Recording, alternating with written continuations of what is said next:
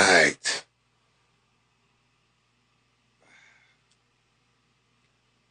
This is needed though. Absolutely.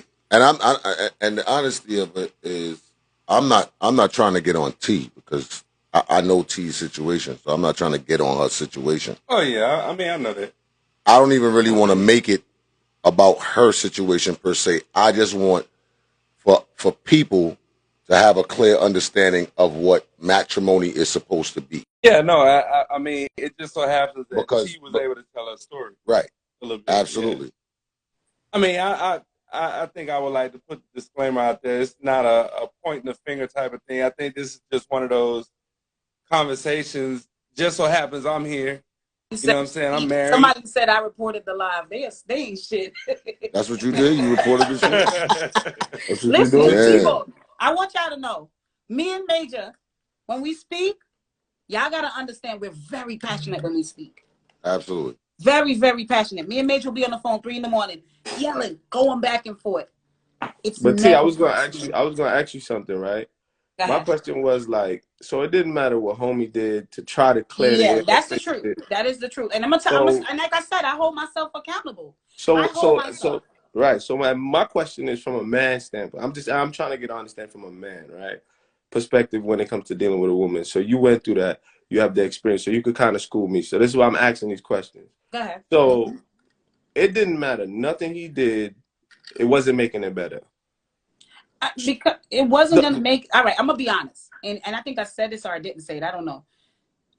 When he went and got his child's mother pregnant on me, right? When he went and got his child mother pregnant, I'm you. dealing with several miscarriages, and for 3 years, we didn't know he had a son until we got married, and a paternity test come in the mail. So Three there's more months after details we to got this. So there's married. more details to this confident. No, no, no. So what I'm saying is this. So another child is in the mix. And I'm like, wait, I knew because I dreamt the little boy and I told my husband before we got married, 3 years prior, he said it wasn't his son. And he doesn't know nothing about that little boy. Cool. But then when we got married, we found out that's his son. So now I got to accept another child. Well, his first child was before me, but now I got to accept this new child while dealing with having miscarriages back to back. So So you know now what's I'm like, how If you now? ask me, the shit sound like it was a disaster from the yeah, beginning. facts. If this is what I'm it about is. to I don't even want say, to so talk. So yo, I so agree with her on like I understand what it is to love someone but not be in love, you know? And Oh, we all are on the same page as far as that's concerned. right. But I there's don't. also I'm just saying I don't know if I would marry a person if I'm falling out of love with them. That's what I'm saying. yeah, but you know, sometimes you can bet on other reasons, right? Like I'm sure you did it for good reasons. There's family involved, you guys have built a life together. You're doing it for the best reasons with But the best hopes and intentions, but but but, that's but not Hold why? on, let him talk. necessarily Let him talk.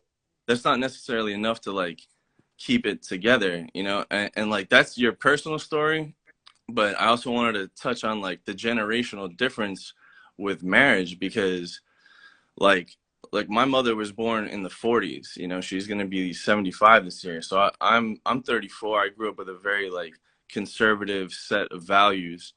Um and like today's society first of all is so over sexualized, right? So if you think of our parents and grandparents getting married, it was like you met at the church, library, whatever type of gathering, you know. It wasn't temptation at the touch of a phone, you know, and the world opened up to access to whatever you're into, right?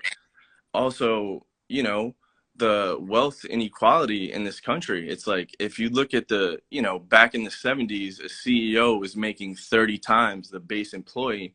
Now they're making 300 times the basic employee. So our parents and older generations, it was a lot easier to get a house and a car and the white picket fence and the American dream. And now it's a lot harder. So not only does this younger generation have to struggle with sex being readily available and commitment being almost non-existent, right? Everyone's clout chasing, everyone's gaming, everyone's celebrity is low-hanging fruit in 2022. You know what I'm saying? So I think you really gotta understand that and kind of have your own set of values. Like what Major said about marriage being a union with God, that's beautiful, but that is like non-existent in today's world. You know, you're not going to find young people that really have those types of like Values. ingrained values, you know. So And why do you think they don't have those values anymore? I think society just in general has moved farther and farther away from God, you know? Like I think about growing up and the raciest shit I saw was like a Macy's catalog, you know what I'm saying? Like, raw section and shit. And now your whole Instagram feed is just ass everywhere and fucking it's wild, you know? So it's a completely different world. It's a completely different society. The advent of social media has made finding not even love, but just like what's the word I'm looking for? Just like truth. Well, that's where we lost the value when we started worshiping the wedding over the actual morals of Right. of marriage. Yeah. Right. What made a marriage a marriage? The value of a marriage is supposed to be a union, right? But nobody thinks about that no more. Everybody thinks about the event. Oh, I'm gonna wear this. I want smoke coming from under my dress, and I want glitter coming out of his penis, Right. and it's gonna be so lit, and we're gonna have such a lit photo shoot, and it's the photo shoot is gonna be so lit, and we're gonna have a good time. And 100%. Meanwhile, his mother hates you, her father hates you. Y'all just had an argument last night. He cheated on you last week. How is there going to be a successful union when those things are occurring? It's very true. Listen, I have uncles that, you know, these guys are in their 70s as well, and they're like, man, you're so lucky because, you know, you guys just had sex and all this shit. He's like, it wasn't like that back in the day, you know, like you had to court a woman, you had to get to know her family, you had to take all these steps to attain marriage, and now it's like. But that's what we need, if you ask me. Well, I think it's up to the individual, you know, and I'm not. Yeah, but that's real likely though. That's real likely. That's real likely because let me tell you something. As a man, right? Yeah. If your ultimate goal is to get some pum pum, right? and this chick is holding the standard of, yeah, I'm not gonna give you no pum pum until I know you very well or until I feel like there's something brewing between us. Yeah. Guess what? She becomes on the back shelf. You know why? You know why she becomes on the back shelf? Because the front shelf got them chicks that'll smash next week, 3 days, tonight. So you stop looking at the quality and start looking at what's available. You understand what I'm saying? Not only that, but you could meet a woman that checks all the boxes and then the sexual chemistry is just not there. You know what I'm saying? So it's so many different things. Yeah, it's very difficult, and it's a whole new ball game now, you know. And I think that the standards of marriage is not important to people anymore. To some people anymore, the standards of it. Yeah. Some people look at it as, oh, that's going to be stressing me out. If you see television every minute and all you see is people breaking up and fighting over money, this younger generation of kids is like, that's what marriage is? I don't want it. I don't want it. Somebody said men go for low-hanging fruit. Men go for low-hanging fruit when they're not ready for commitment. If they are ready to find a wife, they gonna climb that tree to get to the highest fruit that's hanging. Because nobody wants to be with no whatever. 100%. And the access is so easier now. Look how easy it is for a man to just scroll through his phone, DM a chick, and talking some nasty shit to her. And the distraction is so easy, and it's for man and woman. For women too. So easy. Because listen, every guy holding that door, like Chris Rock said, he's just saying, "You want some dick?" You know what I'm saying? Like it's easy. It's easy for women to get it too now. Yes, that's right. Yeah. But that is what it is. At the end of the day, women are in control of sex. Men are in control of marriage. I agree. So are we gonna meet at the table and figure it out? How? Well, who's gonna buy the cow if you're getting the milk for free? You know, the younger generation ain't business with all that.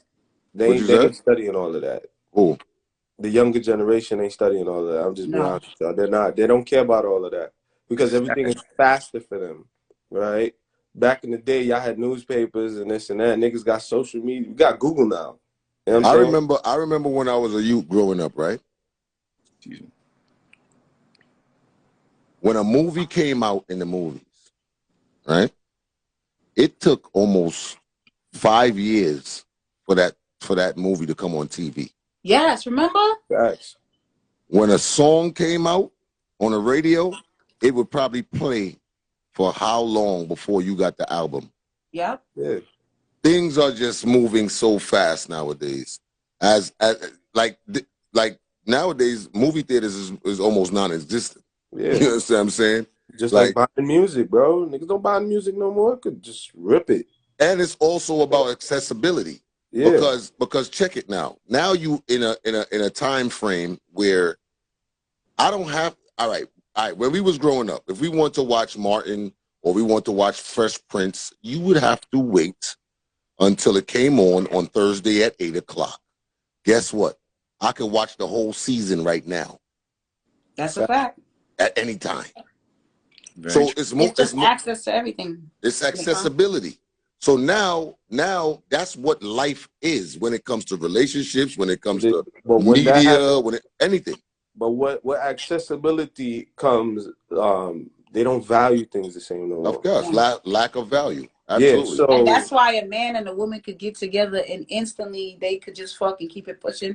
That's why. Do you know how it felt when you want to run home to watch Fresh Prince, or you was out with your parents and you want to see Fresh Prince, and y'all got home late and that shit was over, and you didn't know what the hell was going on. You don't know what happened. And when you go to school or work the next day, you can talk about it. And what it's called is instant gratification, and that's what everybody looks for nowadays. Instant gratification. They want sex now. They want happiness now. They want money now. They want everything now. Everything is faster. Everything is like. But you can get everything that you want. You can get everything that you want. This is what I was gonna say earlier. If I'm looking at my partner, and I can't see like God in my partner, I don't want it. Well, like the brother said just now, as we go along in this world, we grow further and further away from God and belief. I agree, but that's what I'm saying. Like, I remember going to school and praying in the morning. I remember. Oh yeah. You know what I'm saying? So I mean, now you can't. If you pray, you offending somebody in school now. Yeah, but even think about it from a woman's standpoint, right? Women used to have to actually go out to get attention. Now they're getting mad attention from just staying in the house, bro. Well, what you going out for when you could put your ass on Instagram? But that's what I'm saying. So then, what is the value of a man to that type of chick now, where your one-on-one attention it's low ball to her? Well, you know what a compliment has turned into nowadays? Bro, you know what I told her? Hold on, wait. A compliment. Like I remember when women actually felt good when they got complimented, right? You know what a compliment has turned into now? It's like a creep. A double tap. Yeah. A double tap is a compliment. Fact. You put up a picture and I like your shit, that's a compliment nowadays. Yeah.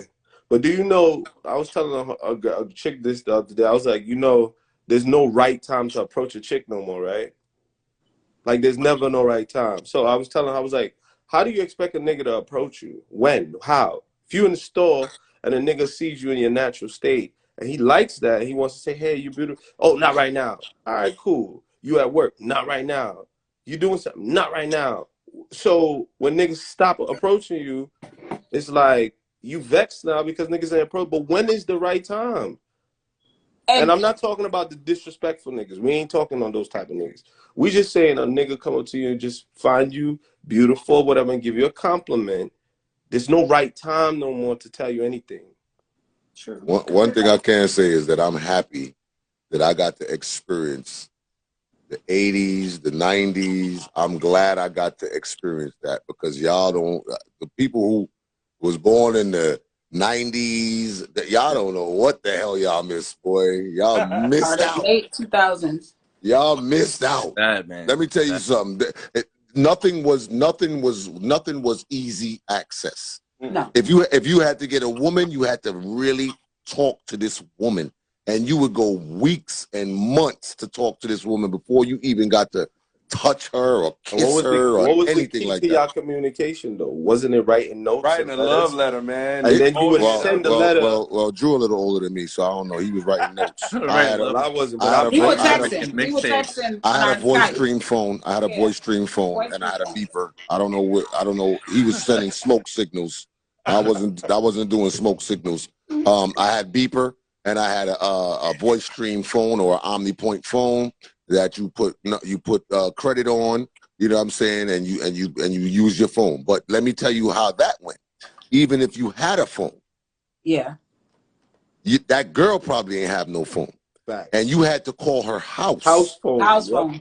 You had to call her house. And you had to And call when at you a certain call her time. house, And you have to call when you call her house, you liable to get cussed out. Yeah. If the Who wrong are you, person answer sir? the phone. Why are you calling in my house at this hour? Tanisha can't talk right now. Facts. Well, you better call after 9 when the minutes are free. Free nights and weekends. Yo, for real.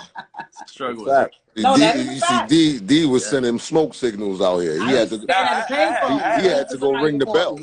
I was But yo, spoiled. I had a phone in my room, so I had my own phone. See, You know because what I I mean? had 8 brothers. My brothers and sisters, our house was packed. So I used to I get remember a payphone. I remember walking around with the cordless phone all day in my pocket because I knew that shorty was gonna call and I didn't want my mother to answer. Walking around, why you got the phone in your pocket? Just relax, mommy, chill. It was too much people in my house. I had to go to a payphone. You had to. There'd be a girl coming from school that walked down your block every day. She would ignore you for a complete 2 months. Yeah, I remember dial-up, man. You're talking to a girl online, and your mom answers the phone. Click, and it's disconnected right there. Right there. Yeah. But this, you know what it is? No one has the time now because everything is moving so fast. No one has the time to even get to know each other. Like, even think about when you meet a man, it's so much distraction that's happening. You will. I believe that you will get to know somebody if that's your interest. Yeah. If that's your interest, and if that person is not giving off that energy, then what's the sense of even continuing it? You understand what I'm saying? Yeah. You got to understand how conversations go nowadays. You talk to a girl on the phone. Let's say you on the phone for 3 hours. 3 hours. You just getting this person number. You just talking to this person, and right away, sex comes up. Send me a picture comes up. All of this stuff comes up, and that's if that's what's going on in the conversation. Why are you entertaining it still? Because clearly the person is letting you know what their interest is. Right. True. So you're living in a facade. You're trying to get somebody who don't give a fuck about knowing you. They give a fuck about knowing your vagina, knowing your penis, knowing your favorite your favorite position, and all of these other stuff. Yo, but that goes both ways too. Because when I meet women, it doesn't take me a long time to where I can say, oh yeah, this is a lady I could go out and have a fun time with, versus, oh, this is someone who has the potential to meet friends, to meet family, that I could absolutely serious. Absolutely. And the truth of the matter, like I said, women are totally in control of sex. Men are in control of marriage. If a man don't, I think that's changing though. You know what I'm saying? I've never. I think women are like, explain. Like, it's a man's world, right? But you have women who are professionals. You have women who are educated, who have careers, who have their own businesses, and that value themselves. You know it. And also, I feel for them because, bro, impossible. What, in what aspect does that have to do with them being in control of marriage? I mean, I'm sure there's women who've proposed to men, you know. Women are proposing how likely is that? No, it's less. It's not traditional. But aren't we moving that way? Society in general, everything's non-traditional. We moving all over the place right now. Yeah, women are proposing more than ever. The way I look at life, it depends on what circle you in right now. That's what it is. It's not about a world no more, because we used to move as a world. We used to move as a country. We used to move as individuals. Now it's about, because guess what? I could be a superstar to the people who follow me. But the people who don't follow me, I'm a nobody. That's a fact. So in my own world, I'm a superstar. Doesn't mean I'm a superstar to the world. You understand what I'm saying? So at the end of the day, if in my world, right, in my world, I could surround myself around people who this is like-minded people. You understand what I'm saying? That's why this country's so fucked, because you have half the Exactly. country that gets their truth from this side, half the country gets their truth from that side. Yeah. If you can't agree on truth, what do you have? But let me ask you, man, something, because I noticed that you guys keep saying woman controls sex and man control marriage. Are men proposing to women a lot, though? No. No. Why? So wait. Because honestly, the standards of marriage, right? And family, the blame is on both. Men are not doing their part in that area either. In what part? In the part of having a family, setting the tone for foundation. Men are having children and moving on to the next, as well as women are moving on. So the question is, are men, being that y'all are saying women control sex, men control marriage, are men going around proposing to women? No. No. Men are afraid to propose. That goes back the to question is, I'm trying to understand. So, being that men control marriage, what are men doing? Well, I'm confused. It's like this. It's like this, T. I'm confused. What are you saying? Major said that men control marriage, women control sex. We got all right? of that. What are you saying? For the as far leadership as of men, the leadership in that area, in foundation, what are men doing? What are our men doing? the leadership? The leadership of foundation in our community. Meaning, Men are not leading right now. You know why? That's what I want to hear. I want to hear from We're not leading right now because everybody's doing their own thing.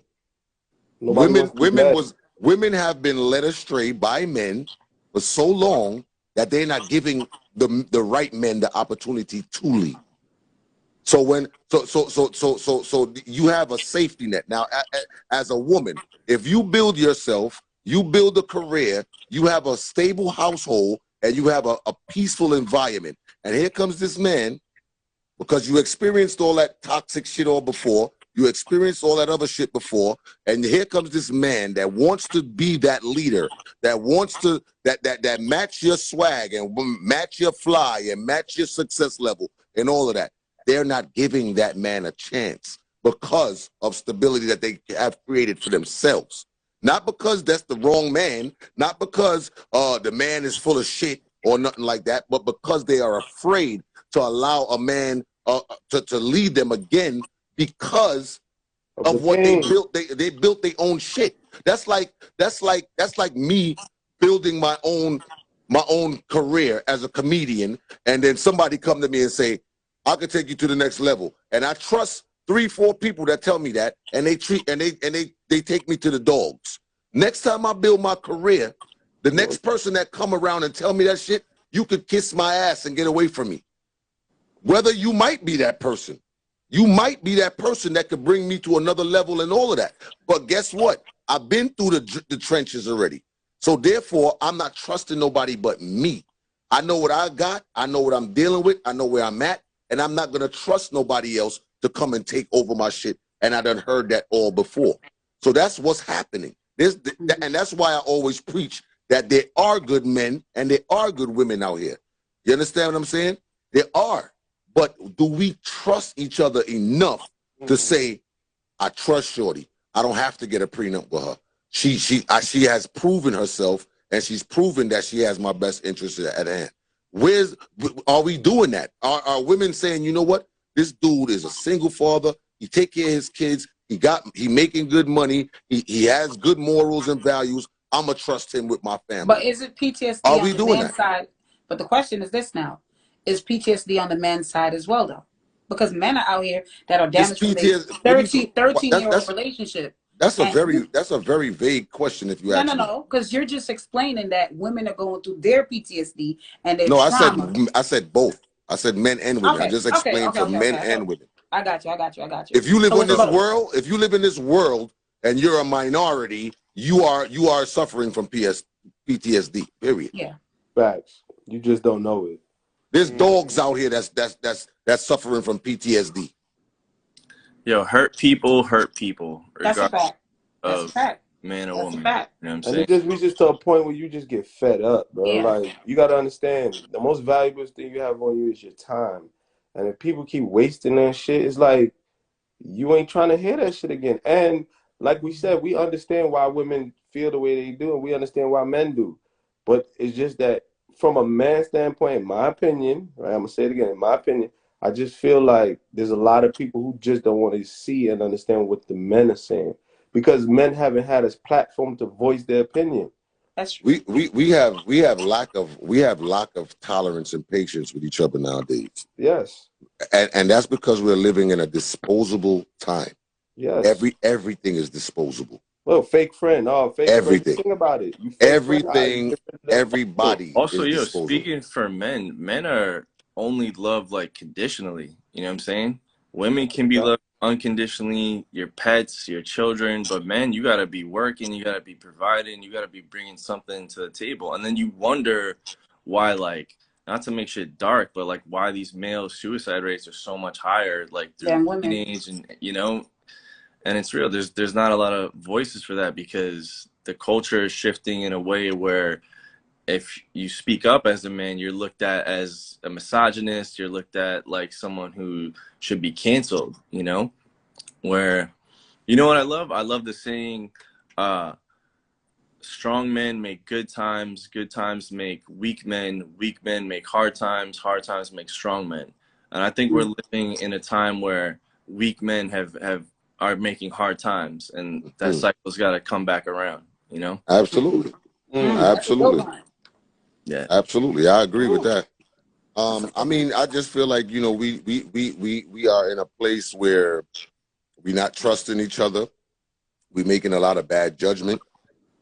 You know, people are confused nowadays. It's like walking in the dark. And that's why I don't like the dating thing. That's why I'm not with that dating stuff like that, because dating is like walking in the dark. You get to know somebody for the first 2-3 weeks. You like them. They feel it feels good. You know, you're having a good time. And then you get intimate with this person, and then bam, shit switch up. And it done. Then then what happens? You stop talking to them, and then what happens? Start all You over end again. up starting all over again to go do that shit all over again. And That's then why now I you're, don't have sex. I mean, That's why. okay. Okay. Like, you know what I feel is very important, and yo, Don't have sex. All right, I I'm can't. just saying. I'm Yo, just saying there's a lot of women out here that is practicing abstinence, but they're not doing the mental work that they need to do. I agree with that. So you holding your vagina and still walking around hurt and all fucked up in the head, you're not changing anything, sweetie. No, I agree with that. There's some yo, women you that know, still hold on to their anger and still have their bitterness to every man. Some women that didn't take the time to fix themselves. The best thing that you could do in fixing yourself is look at yourself, hold yourself accountable, look at your mistakes, and see what you can fix for the future relationship. So I do agree that a lot of women carry that bitterness to their grave. I refuse to be that woman. you know But you know what what though, you just T? said? You know what worries me about what you just said is that you just said, take time, work on this for what you could bring to the future relationships. Where, to me, that's like, you should be worried of what you're going to tolerate for the That's relationship, because you're a beautiful woman. You know, I'm sure you bring a lot to the table. It shouldn't be you Yeah, about she do bring you. a lot You to the gotta bring. table. She always hungry. This guy, man. Oh my And you god. notice I didn't snack tonight. I did not. You want to know why? Yeah.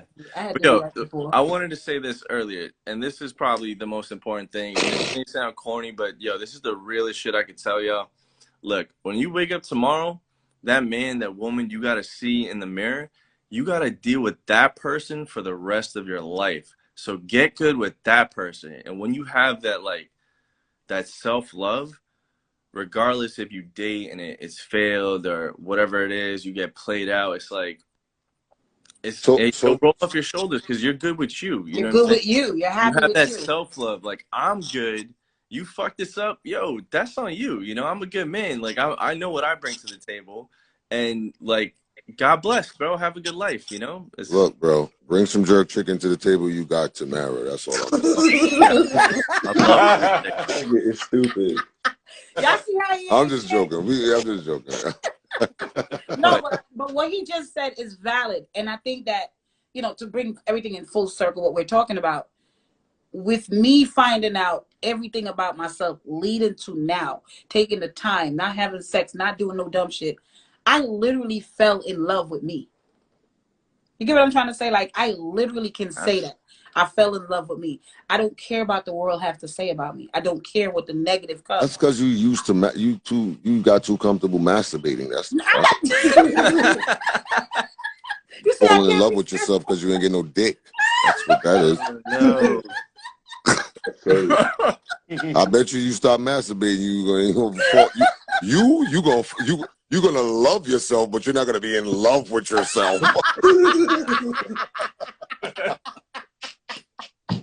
Yo, he's such an idiot. I was like, Sam, fuck out of here. I'm gonna play with you tonight, but I'm not in love with playing with you tonight. I'm just gonna play with you because I love you tonight. I appreciate you for calling in, brother, and you know your opinion was definitely valued, brother. Much blessings. Have a good night. Thank you. That's a positive man right there. Yeah. Much blessings, we should have found out if he was single. A couple of the ladies was in the chat. I mean, I'm sure he watches. He probably scared to come up here. This should be toxic up here. He probably like, I'm not doing it, dude. Nope, not gonna happen. I'll come and have a regular conversation, and that's it. Good night. Yeah, him and Chad should have had a conversation. Hello. Hi. Hi. Good night. To say something because you guys were speaking on younger women or younger generation not really wanting to be married. I'm gonna be honest. I don't really think that's the case. I grew up in the South. Mm-hmm. I'm Southern. I'm Caribbean, but I'm Southern, and I'm gonna be honest. From what I see, it's about more so you doing the work yourself. I mean, I'm an old soul. I was raised. My mom is 65. So how he said the previous dude, he said his mom is in her 70s. Some things when you grow up, it has a lot to do with your yeah, you know, like I can't discard the fact that I know better. I'll be a liar if I said I didn't know better. So a lot of things I don't take into consideration. So I just wanted to kind of give a little one too, that not every young person doesn't want to be married. Now I'm gonna be real, I don't want kids, but that's my own personal choice. But to say I wouldn't want marriage, I think you should do the work on yourself first before you would consider even wanting marriage. So not everybody's looking at TV, not everybody's looking at the videos, and you can see clearly these Instagram girls are putting their foot in their mouth, not really trying to shoot names, but you see Ari just been saying a lot of stupid stuff lately. You get what I'm saying? One of the rappers just got a dude's name tattooed on herself 6 different times. Like that's crazy. Not everybody's thinking like that. I'm gonna be real. So even down to the Brittany Renner chick, she wants to sound smart. She wants to sound like she's making sense, but she puts her foot in her mouth a lot of times too. So I don't know. I just feel that, like to me, that's where the poison comes in. Because these are the people who the younger generation looks up to. This is the standard. This is where they put the standard at. And then you got these people that don't know what they're talking about at all. Like really, listen, it's almost like a cult. If you ask me, it's almost like a cult because you are filling people's head with poison, and then you're manipulating people. And a lot of the people that do that, they not even living the lifestyle they telling people to live. Yeah, girls. And that's my whole thing. I think Cardi that for B. Shakana, all of them. I think for me, what I would say is, and I'm not even trying to sound like, because I always go against the grain. I grew up a tomboy, so a lot of the things that women do, I don't really agree with. But it's in my mind, I'm like, who are you to think that you're so deserving of that kind of lifestyle that you didn't put in the effort to live that lifestyle yourself?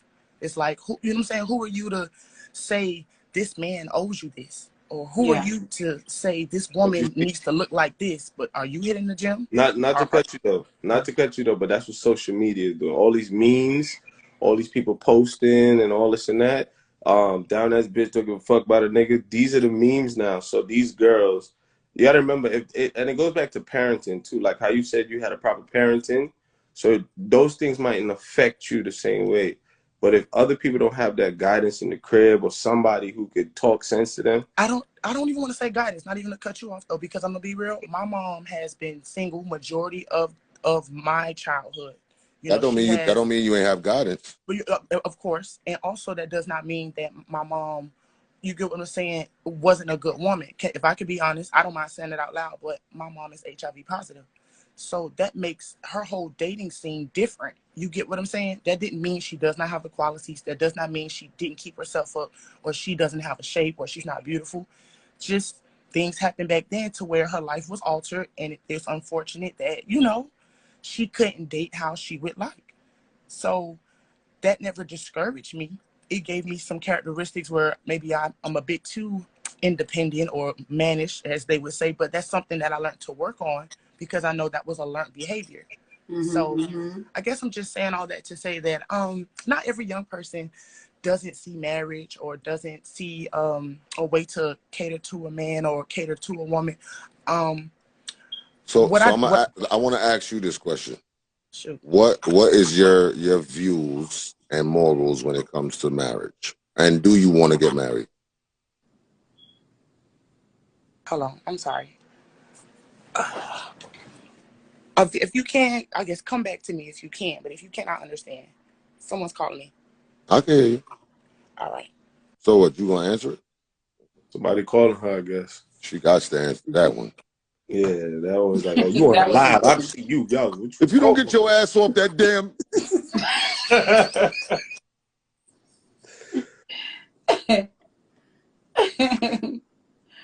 You know, I think a lot of people have different views, though. A lot of people have their different views. A lot of people are seeing what marriage is in their family, and they're like, nah. So it's like different people, different situation. Good night. Good night. Good night. Sorry, my son is sleeping in the room. It's all good. I had a question, Major. Mm-hmm. Now, I Is work it for me or is it for the forum? with the panel. It's for the panel. It's interesting. Okay. I work with a lot of different cultures, so I think it's cultural differences when it comes to values in marriage. So I have Indian people that I work with that they have arranged marriages probably by the time they're 19. They're happily married. If you ask them, were you in love? Like you keep saying to T, oh, why did you get married if you're not in love? If you ask them today, 20, 30 years later, they fell in love with the person that they're married. Who you talking about? Didn't The even get an Indians? opportunity You talking to about the choose Indians or their you talking partner. Indian and Jews do it. who you talking about? Because I'm not Indian or Jew, so I No, but I'm just, you're making it seem like it's far-fetched, but people are in arranged marriages. you talking. Wait. First of all, wait. Hold on 1 second. Hold on 1 second. First of all, you're talking about a culture that you were not raised in.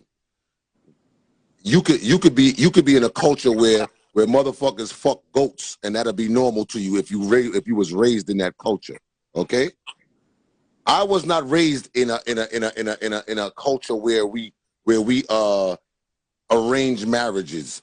The culture that I come from and the tradition that I come from, you fall in love with someone, you go in the eyes of God, and you profess your love and your union in the eyes of God. That's where I come from. So I can only relate to that, right? So you want a woman that holds down the house, a woman that could keep a house, a woman that could take care of your kids properly, a woman that supports you, and all of these things. That's what I know marriage to be.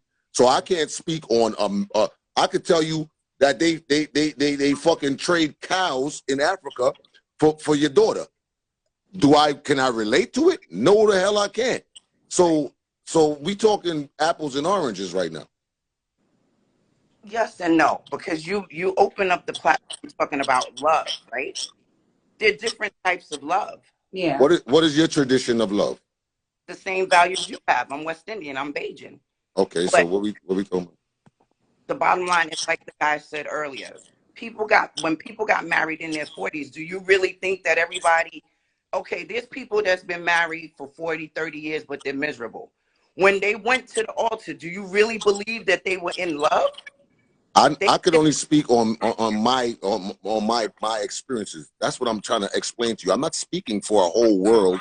I'm not speaking for a whole culture. I'm speaking from what I was raised seeing. My grandmother and my grandfather was married when I was put on this earth up until the day my grandfather died. And after my grandfather died, I've never seen another dude around my grandmother or married or remarried or anything like that. So I can only speak on my basis. Let me say something. I can't speak on what happens in Africa or on the Seminole, or I can't speak on those things. I think the difference is, though, right? I'm gonna try to answer that because I'm with Major on this one, but I'm gonna try to answer it to the best of my ability. I think the difference with that one is, let's say you were our sister, right? And me, Major, and with us guys on the panel are your bigger brothers. We're gonna scout the guy. We're gonna put him through a different type of interview to know what his intentions are. If he can't handle our pressure, you're not even gonna get to the sister. So we already gonna go through all the trauma that you would have accumulated. We just help void all of that. That would be the difference in the arrangement, right? Because it's in our tradition, we have to figure it out as we go along. So we might have to waste 2 years, we might have to waste 5 years, we might have to get cheated on, this and that, then we figure it out. But in those traditions, the difference is, from what I think, right, in my opinion, is if you got the men in your family, they want the best for you. So if there's a nigga that I see across the world that his family brought him up in proper training and this and that, and I see him doing what he needs to do to become a man, because I'm a man, right? I think that will make him structurally possible for him to date you. It'll kind of help you not have to go through all the fuckery. So for example, right? For example, right? We're talking about, right? Check this. For example, right? Let's say me, Uncle Drew, Spoogie, and 2 other dudes hang out, right? If Uncle Drew got a bad looking sister, if you on bullshit, stay away from his sister. Facts. His sister's off limits. You know that, right? That's just how it go, my nigga. You know how we give it up. You know what we do. If you're not about that life, leave my sister alone. Right? Or even better. If Major's my boy and I got respect for him and I like his sister and I know I'm on shit, I would just naturally leave her alone. Cause why? I would know, my nigga, I value your friendship, bro, that I ain't gonna do your sister dirty like that because I know you. If it's some strange girl, I don't know nothing about her family, it might be different for that type of girl. So the difference is, like I said, what I think it might be the benefit to the arranged marriage. So you tired, bro. You gotta we doing the scouting, because you gotta understand, we are men. We know what to look for. Remember, y'all chasing a feeling. We're chasing logic. We're looking at, all right, homie, take care. If he got a kid before, he taking care of his kid, he might be a good father, potential father to if he breed on my sister. You feel me? Versus you now chasing a feeling, and then a nigga just telling you anything, and then now it's like, after he gets some pussy, he ain't the same nigga no more. Well, you know what, those Spooky, back then, there was a street code to that. You know what I'm saying? And I think nowadays, I think Major said it earlier, it's all about the circles. Like, the circles here. You know, all of us hanging. If we see each other in the club, there's a certain code that we understand already, right? If you're not hanging in those type of circles, you're gonna run into the BS every single time, right? So I think really people need to really check, who am I hanging around and why? Why am I wasting my time with certain types of people in my circle? If I'm wanting to elevate to another level, I need to get away from this type of circle, period. You know, I mean, y'all just said it best. There's certain people that won't get, you know, I'm gonna tell y'all now, when we out, we screening everybody. Let me say this to you, right? I understand your point that you're making, and I want you to speak so that everybody has a clear understanding on what you're saying. And you have to take the time out, like they said, self-reflection. right? So I started talking to different cultures to find out what made their marriages work. Why Mm-hmm. do they have longevity and things didn't work out in most Black marriages? And in comparison, what I realized is that these groups of people don't really necessarily get married. Get married for foundation. So all of the things that African American people should be doing in our 20s and our 30s, like building foundation, buying a home, things of that nature, so that we establish where we need to be in our 40s, 50s, and 60s in retirement stages, we don't do, because of the reasons that you guys are talking about. Everybody's chasing clout. Everybody wants to ride around in the fan. You know, values are different. For them, they're I training agree. for early. I mean, like by the time they're 16, Jewish people, they marry They off get married at 19. 19. They have their home. They own everything in You know, Brooklyn. once upon a Have a time, system, you though. you We've been you looking for you like do you do know that once upon a time, right? hmm Once upon a time in the Black community, right? hmm Before a man could marry you, he would ask your parents for your hand in marriage. You know, you do realize that, right? I like to think it's still like that. No, it's No, not. nope. No, it's not at all. Half of the fathers ain't even around to What ask them for no hand in marriage. people hold the values? We hold the core values. Hmm? West Indian people hold the core values. Not these days. Some of us. Not these days. What most people are failing to realize, social media is in the Caribbean, and it is affecting It that. wasn't, yeah, it's there The now. thing is that I believe what she's saying is that, all right, I'm gonna give my point again. I used to see all the Jewish people around me get married at 19 at my job. Everybody's getting married. My clock is ticking. I am 29 years old. I have a son out of wedlock. So I had the traditional mindset hmm that I needed. Every one of my siblings are married. I'm the last to be married in my family. Everybody's getting, So when I see that I'm in a long-term relationship, regardless of the turmoil that I was in, it was the right thing I thought fit to do. Let me just say this, right? Let me say this. Mhm. Let me say this to you. It'll take way longer for one of those Indians or Jewish or anybody else of any other culture. It will take them way longer to get divorced than it would us. Now Let you me explain. Let me explain what I'm telling you. You got to understand they do this. They do this. They take a lot of shit. A lot of those wives are getting cheated on. They're getting abused. They're getting all of that. But for face value and for what they parents has put together, they're not getting divorced. They're not. You see, we not standing for certain shit. And that's where and it was of the correct reason at one point. Now Mhm. back in when people was getting divorced, it was because this dude kept on cheating, he was abusive. It was substantial reasons why people was getting divorced. Yeah. The divorce has become so common now that Normalized. it's almost, we're getting divorced for any little thing now.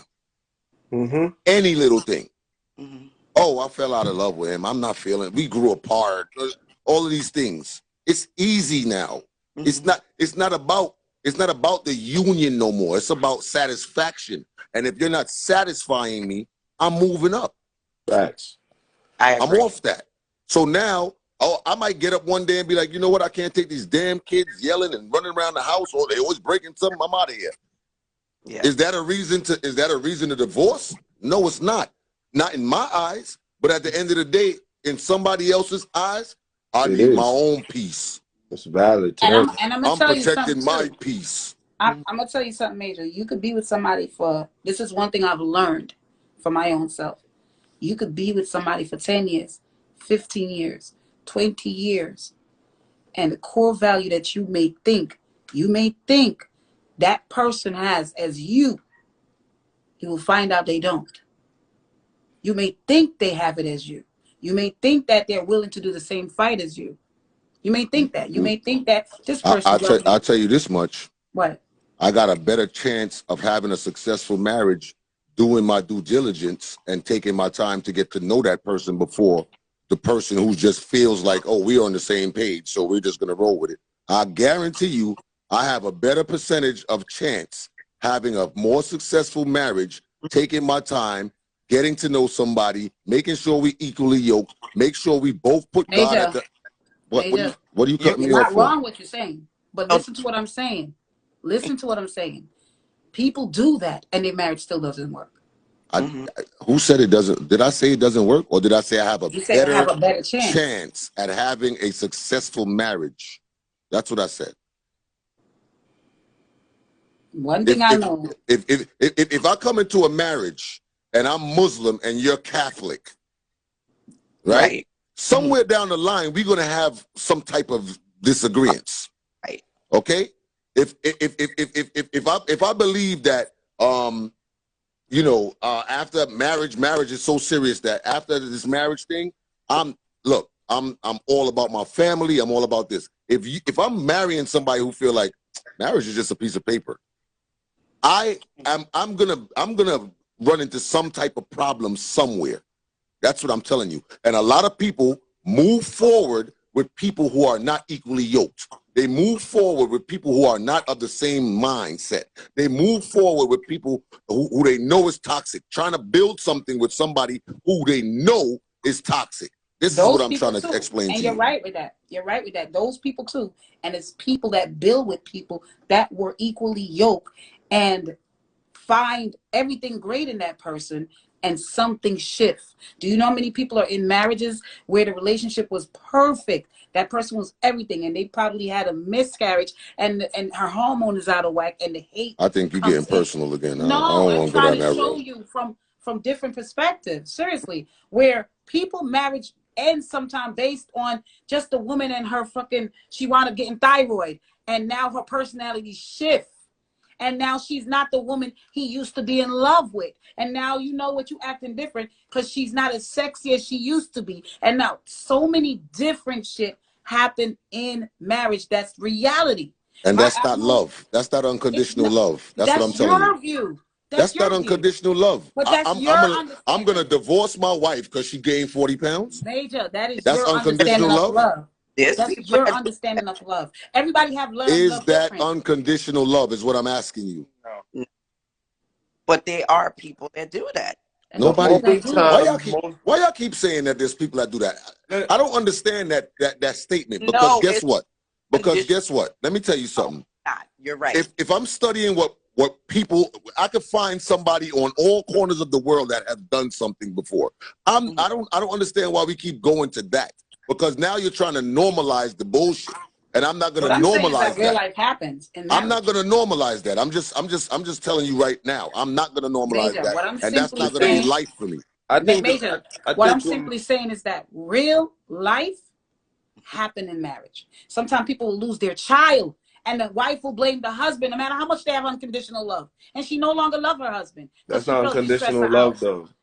No, you don't know that. Because you haven't experienced it to know it. You don't know that. How can you speak on what you have never experienced? Do you know the definition of unconditional love? Do you know what that means? Y'all don't get what I'm saying. Do you know what unconditional love means? Do you know the definition? Go ahead. What does it mean? What does it mean? No, I want y'all to tell me. No, you tell me, because you're saying we don't know. You said we don't know, so I'm asking you. Listen, unconditional love just basically means no matter what happens, my love is going to stay the same. How could you unconditionally love me and I get in an accident and lose my foot and you like, I can't be with a nigga without a foot, so I'm leaving? That's not unconditional love. Unconditional love is when you raise a child and they commit a crime, let's say I'm a murderer. And you love them irregardless. Love them regardless. But do y'all think the same applies about children? Wait. But what y'all just said, right? If that's the definition, do you feel like people, and I can only talk for our community, do you feel like people in our community are getting married under that law? Absolutely. Huh? Absolutely not. That's the point. Absolutely not. I believe whether it's in the Caribbean community or even the African American community, the bottom line is I'm not sitting here trying to put a gauge on my love, because even that's taxing to your mental, right? If I'm sitting there and I'm looking at you and you gaining weight, and then I say, damn, I'm gonna have to leave. That's crazy.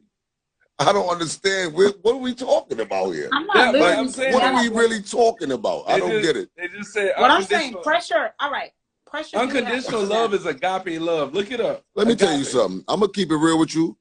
Whatever you're looking for, okay, make sure that you have a clear understanding of on both parts. I don't care what it is. You could have you because there's, like you said, there's people that get married that has no love.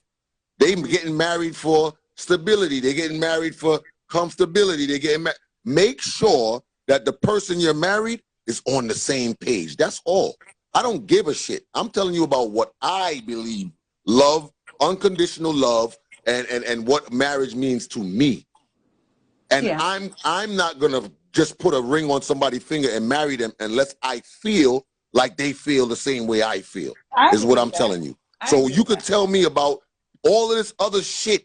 You could tell me about all of that other shit you want to tell me. Oh, he had a miscarriage. Oh, he broke a leg. Oh, she gained 40 pounds. You can tell me all of that shit all you want. But I'm going to let you know that the person who married that person, they never thought that you would leave me because I gained 40 pounds. Because they didn't have a clear understanding of who they were with. You understand what I'm saying? And like I said, if you put God at the forefront of your relationship and y'all follow the same laws and the same code, y'all shouldn't have a problem. That's what I'm saying. Not that though. That's not the issue. The issue is finding someone that's equally yoked and share those values. Isn't that the same thing I just said? Oh. Well, let me ask you a question. Are you married? Yeah. Are you married? As that shares those values. What? What you say? One that shares those values. You keep cutting out when you start talking. What you say? No, I was saying the issue for me personally is finding someone that shares the same values that I have. So you're not married. Why is that? No, I'm not married. It's rough to find that. Why are you having difficulties finding that? For the same reasons that everyone just explained. There's too much self-gratification. There's too much distractions. There's Instagram. There's easy access for the same issues that you just explained. Have you tried pulling yourself out the matrix though? I don't understand. You don't? No. What do you mean pulling myself out? Like doing self-reflection? No, I sat here and I listened to what you were saying. And the majority of what you said was based on a whole culture that has nothing to do with what you're looking for. So no, I wasn't basing it on the culture. I have to cut you, Uncle Drew. I was just throwing that in the mix. Okay. Discussing love, and sometimes you have to do, like assess different situations. If something is for me and it's working for someone else, I'm going to stop and assess the situation. So I ask questions. Okay. Well, I'm also going to let you know this. You're not going to find somebody who is 100% what you're looking for. Never. You're not going to do that.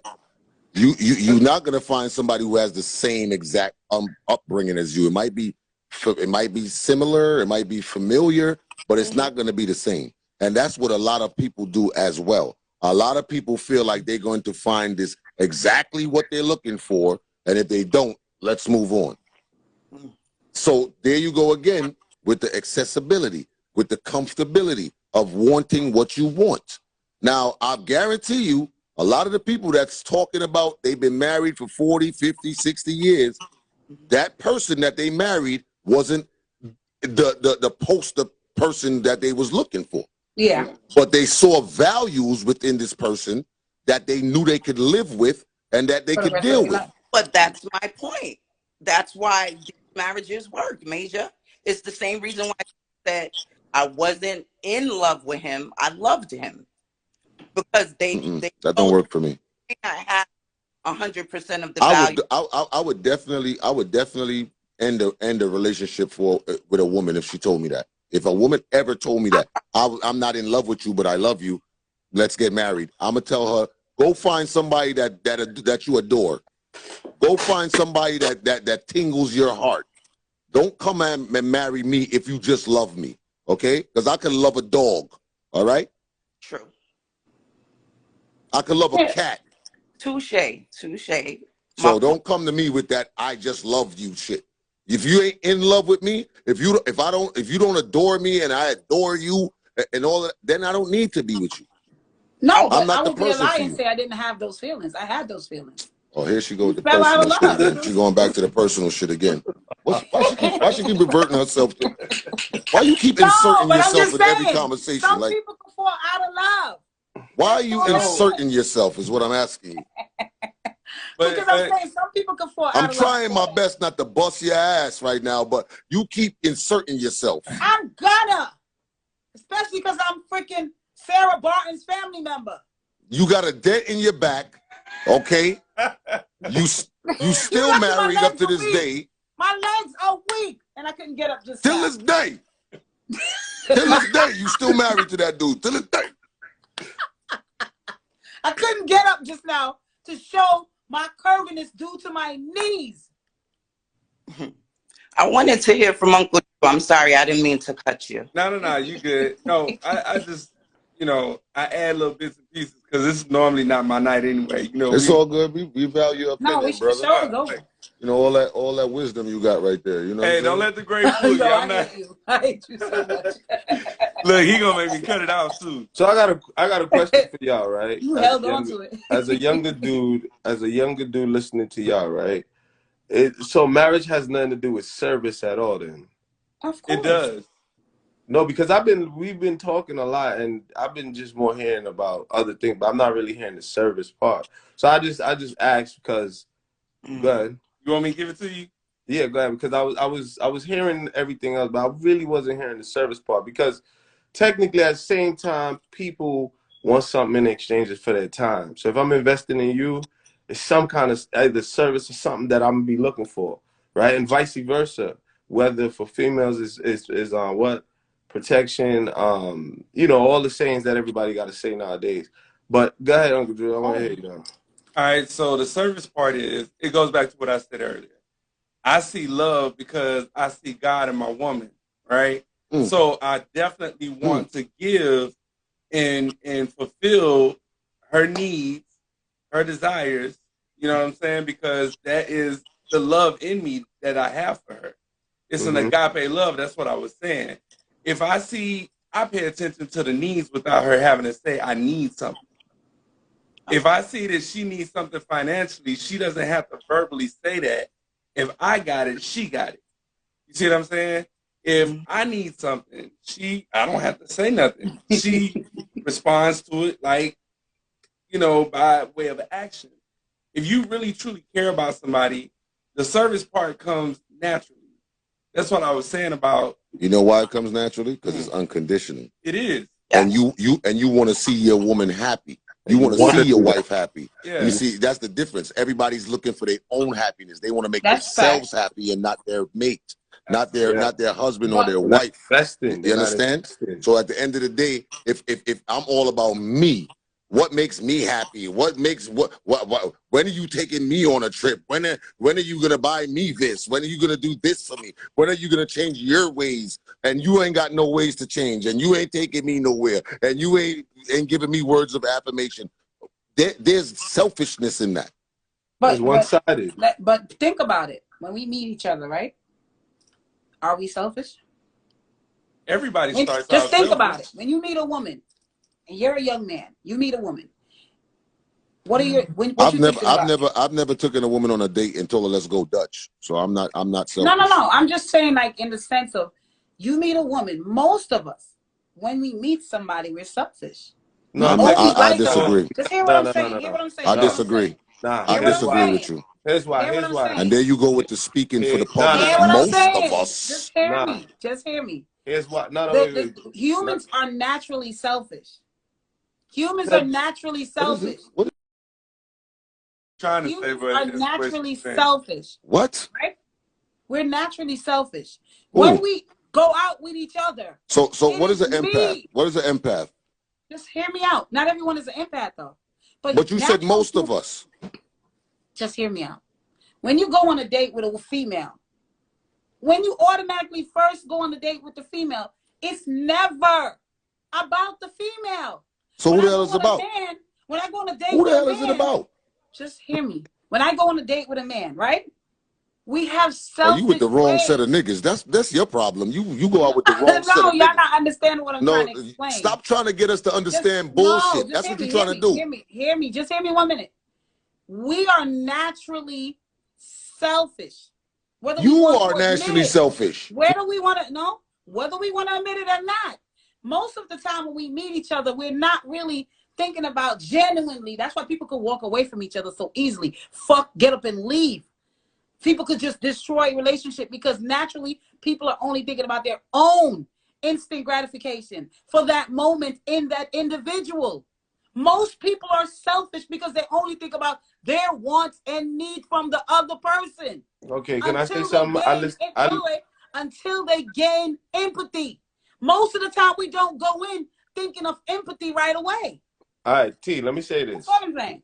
Let me say this. And what we do to get y'all is not the same thing y'all do to get us. So we do not go into the same thing. And this is what I'm trying to explain. Men are predators.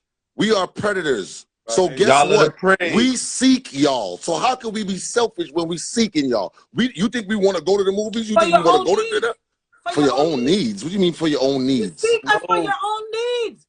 What do you mean for your own needs? What do you mean? You think so you believe that every man that meets a woman, all he doing is showering her with all of these gifts and giving her all that she wants because he wants pum pum. That's what you're saying?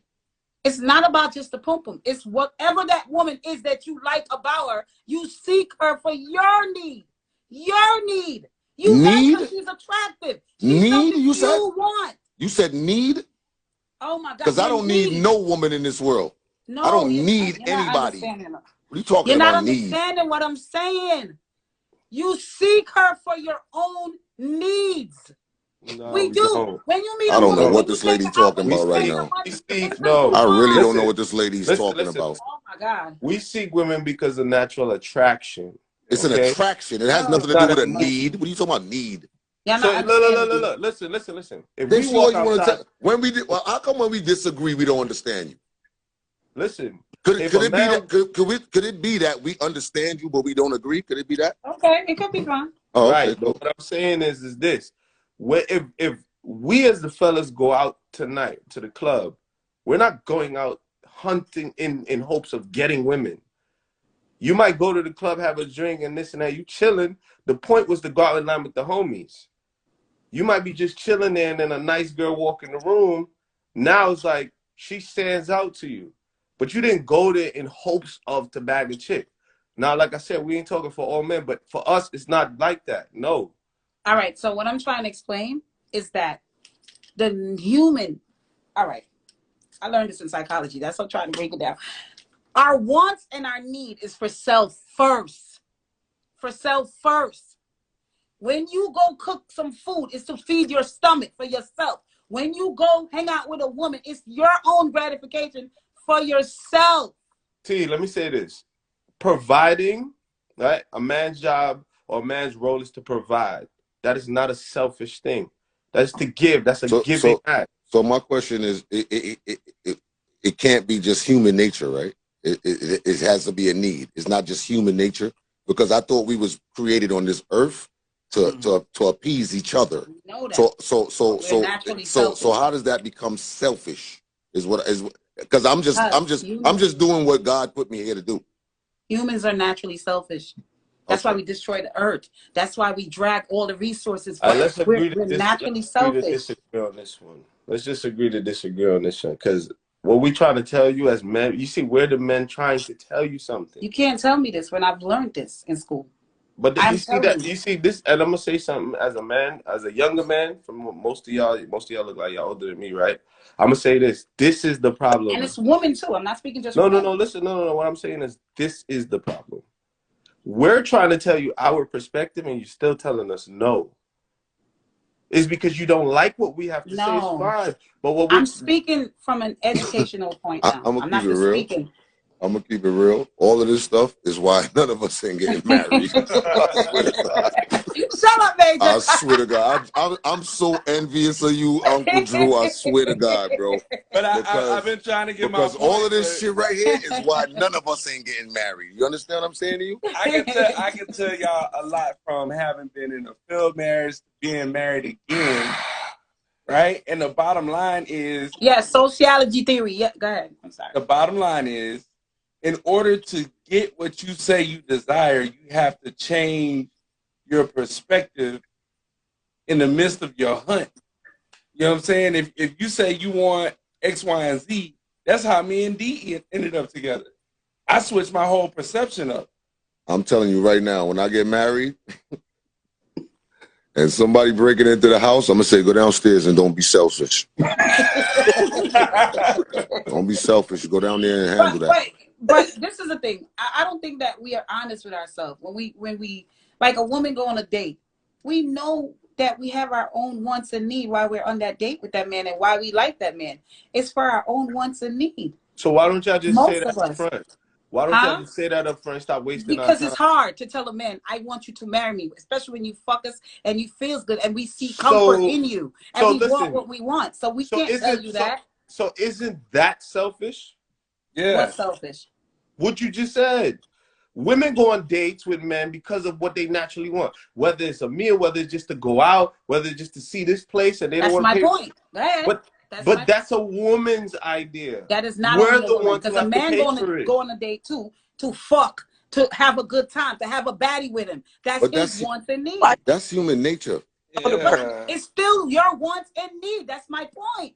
I think it's more of a... Yeah, you didn't use the word want until we put I want said in it's it. your needs. People wasn't I saying your needs. It's still Right. your That's what I just said. You don't need. listen. I just said that. I said you didn't use the word want until we said want. I said we are selfish creatures. We're selfish humans. And we want what we want. We go for our needs in people and what we want in each other. Our own selfish ways. That's what I'm saying the whole time. Okay. All right. All right, so T, you said you want to get married one day. Who? T says she want to T get married right now. You talking? Oh, shit. I'm going to do my divorce. Spooky. Go ahead. Spooky, you want to get married one day? Bro, the way that this shit is going right now, bro, it's scary. I ain't gonna lie to you. I would like to, but it's scary. Okay. And that's a fact. Miss Lady, what about you?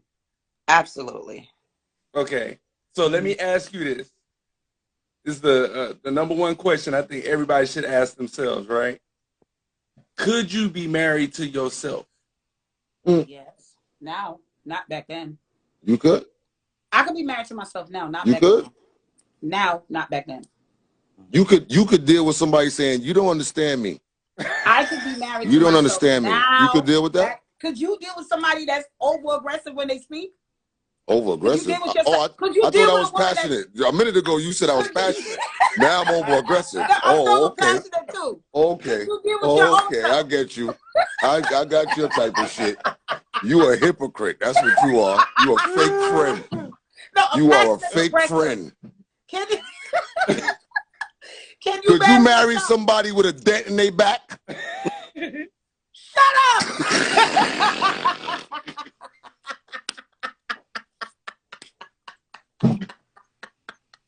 It is a arch.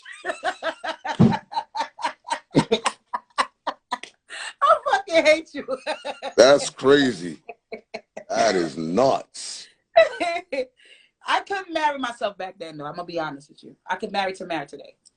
I'm gonna keep it real. Somebody asked me a question and said, am I looking for a fairy tale story in this day and age? I'm gonna tell you right now. I don't settle. What I want is what I want. And if what I saw growing up, if what I saw between and I'm not telling you that they life was perfect, because they had their arguments, they had their situations, they had all of that. But what I'm gonna tell you is, if that is if what I saw growing up, a fairy tale, then that means that I can get that too. Because my grandmother and my grandfather had it for many years. You could have it. I believe you could have it. You understand what I'm saying? And at the end of the day, you could. I'm willing to be to not take the 100% of person because I'm not 100%. You understand what I'm saying? I'm still a work in progress. I'm still growing as I go along. I'm still learning every day. So at the end of the day, somebody's gonna have to take my imperfections too. They're gonna have to take my flaws too. But I'm working on me daily. You're healing. So I would have to find somebody who's working on themselves as well. That's it right there. And we both have to know that we are imperfect, but together we are amazing. Yeah. That's a great one. That's true. And that's just what it's going to be. So until I find that, I'm not getting married. But most women today are not trying to build what is it? A build me nigga. They don't want to build me nigga. They want to finish nigga. That's I don't think most women. Listen, we're men. Listen. Hold on. This lady right here, I think I dated this lady right here. Who's that? Beauty Lakeisha. I think I dated her before. Based on her comment, I think I fucked her or something. Based on her comment right here. Oh, Jesus Christ. Based on her comment, we was on FaceTime before, and we spoke.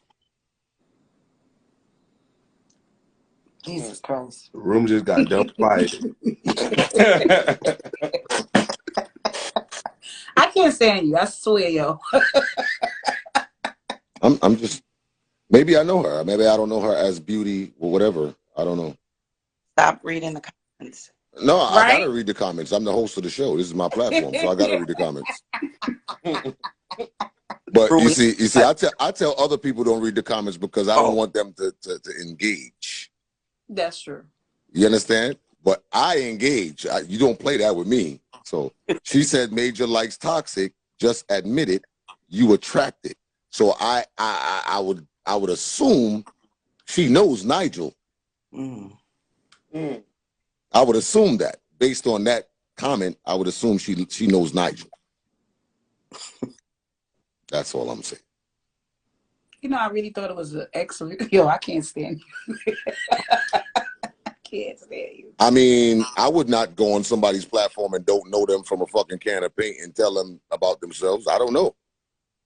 So anyway, let's get back to the topic. The point at hand is I'm just looking for clarity because she ain't comment since I acknowledged her, and I think that's what she was looking for, acknowledgement. Block party. No. Not blocking her. He said no. I can't stand it. I'm not blocking her. No. Why would I block her? I can't with you, yo. Totally cannot. I'll tell you this much though. This is what social media does. Yeah. It makes people feel like they're familiar with you when they see you on a screen. When they see you on a screen, they feel like they know you. Oh, you understand what I'm saying? Hold on. Well, so once you put your business out there, it kind of opens the door for people to comment. And guess what? I'm not saying right. No. But listen what I'm saying. I've had one relationship that I've ever made public. Right. Not by one. Been with my baby mother for 12 years. Been with my other baby mother for 6 years. I've been in a relationship for 4 years. I'm just trying to figure it out.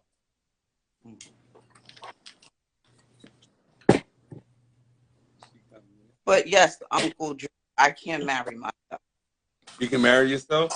Absolutely. I have a lot. It's just that I'm the wrong person. So that's the issue for me. Hey, Wes. How you doing, Wes? So you said you haven't found the right person? No, I always love the wrong person. I end up, the people that like me, I don't like. And the ones that I like, they're not the right people. It's like a circle. So what are you doing to change that revolving door, though? I'm healing. I'm taking NT stand. I'm healing.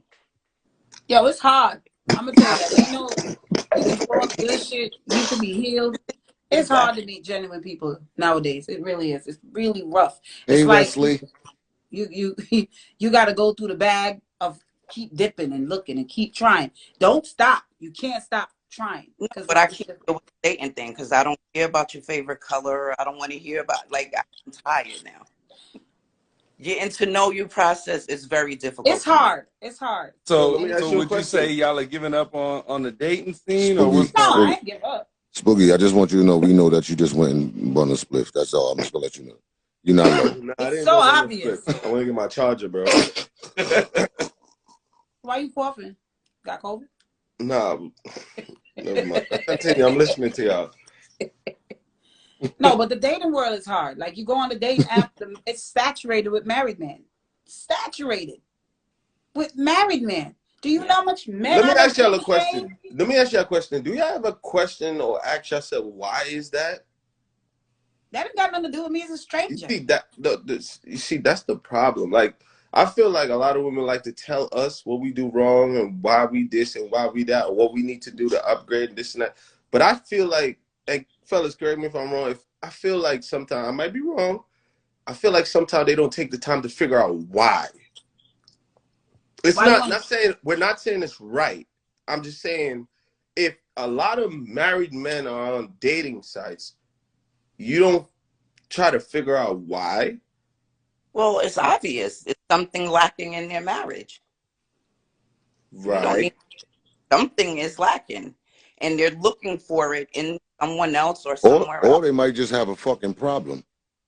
Or they might just have exactly. And some of them are out there pretending to be single men, and these women get caught up with these men. You know, it's happening a lot. I'm gonna say one thing that an older dude told me, right? And it might be wrong, might not. As I like to pick my words wisely. But an older dude told me that he said that he found that a lot of the time when he got married like 3 times. He found that those women got comfortable after they got married, so they stopped working, like, to make them stay in like or love, right? So a lot of the times when he go meet the fresh girl, she wants his attention, so she keeps doing the things, or even what the side chick does. The side chick wants to be the main chick, so she's gonna work her ass off to replace the main one. But as soon as she becomes the main one, it's a wrap. She got her title already. She gets comfortable, right? And it could be vice versa for y'all with men too. After a man get whatever he want, it could be the way. But what I'm saying is, I'm starting to see that a lot after that was brought to my attention. Do women enjoy new dick? No, we don't. Do y'all enjoy new guys that y'all like? Hold on, wait. Do women enjoy new dick? Is what I'm asking. I would say this. Or y'all, because I know a lot of times women revert to what they know and what they're comfortable with. New dick. That's another body. So no. Nobody don't want new dick. You had to think about it? No. I knew the answer. I said no from the beginning. If you're married, nobody just jump out their marriage and just want to fuck unless it's a He didn't ask you that. He didn't say all of you see we straight. He didn't say all of that. He asked one question. I'm glad you said it, bro. We were speaking about marriage, so I figured he was just going there. No, he said the question. I would say no. No. Most of the time, no. Okay. No. I'm saying something different. Oh, there's a lot of women in here saying hell yeah. Do you think it's more no than yes. All right. So for a woman, let me ask you this. Do y'all think men enjoy new pussy? Yes. Yes. Why? They never even questioned why. But good. I just want to ask. I think the natural makeup of a man is most of y'all. Let's not pretend that y'all don't have desires about y'all that desire other women. It's a natural makeup of y'all. No, don't say no. Well, why Let me tell you what it is. No. I'm gonna just keep it 100 now that I'm more comfortable on the platform now. The problem is this, because I just took a split break. No, it's not even a split break. I'm drinking, bro. I'm drinking. No, I'm not even smoking, bro. The thing about it is, men fall in love with the chase, the hunt. It makes them feel like a man, makes them feel like a predator that we are. So when a man has to sit down in a cage now, he's no longer a hunter. It's like, what's his point? Mm. And that's a man thing. That has nothing to do with relationships, nothing or nothing. You see, some women don't understand the growth of men. What makes us get into manhood from boy to man. They don't understand the transitions or what the stages it takes. But they just like to tell us what we need to do and what makes them feel good about us. But there's a reason why men like new pussy. It's not even necessarily he wants to keep that woman. It's just the process of seeing her to get into the pussy, that little stages in between is what makes us feel like men. My son's father always said that. It's the hunt. It could be the hunt, but it's still the natural desire. Men are built to desire women, though. Aren't y'all not? Most of y'all are. Major, go ahead. Y'all not? Tell us more about men. I'm just saying, y'all not. No. Why do y'all keep fucking so many different women? Why do men desire so many women? Tell us more about men. I'm not saying it's not a fact what he says, but y'all can desire more than one woman, though. Most of y'all. Yes. Okay, then that's my point. But my whole question is, if that's why get married? If you know this and you're telling me, let me ask y'all a question. If y'all know so much about men, right? What's the problem? What's stopping y'all from having the if y'all know so much about men and y'all got it all mapped out and worked out, what's the problem? Why y'all don't have any? Don't buy me in that. I never said don't that. You dare go there. I choose to not give up my vagina. I'm asking questions. I'm just simply asking him. If men love the chase and the hunt, why get married? Why get married than to go out to want to go chase new pussy? All right, listen. The difference between men and women are there's a such thing called self-control. You know that, right? Yes. Yes. But having the ability to go and hunt somebody and not wanting to hunt somebody is two different things.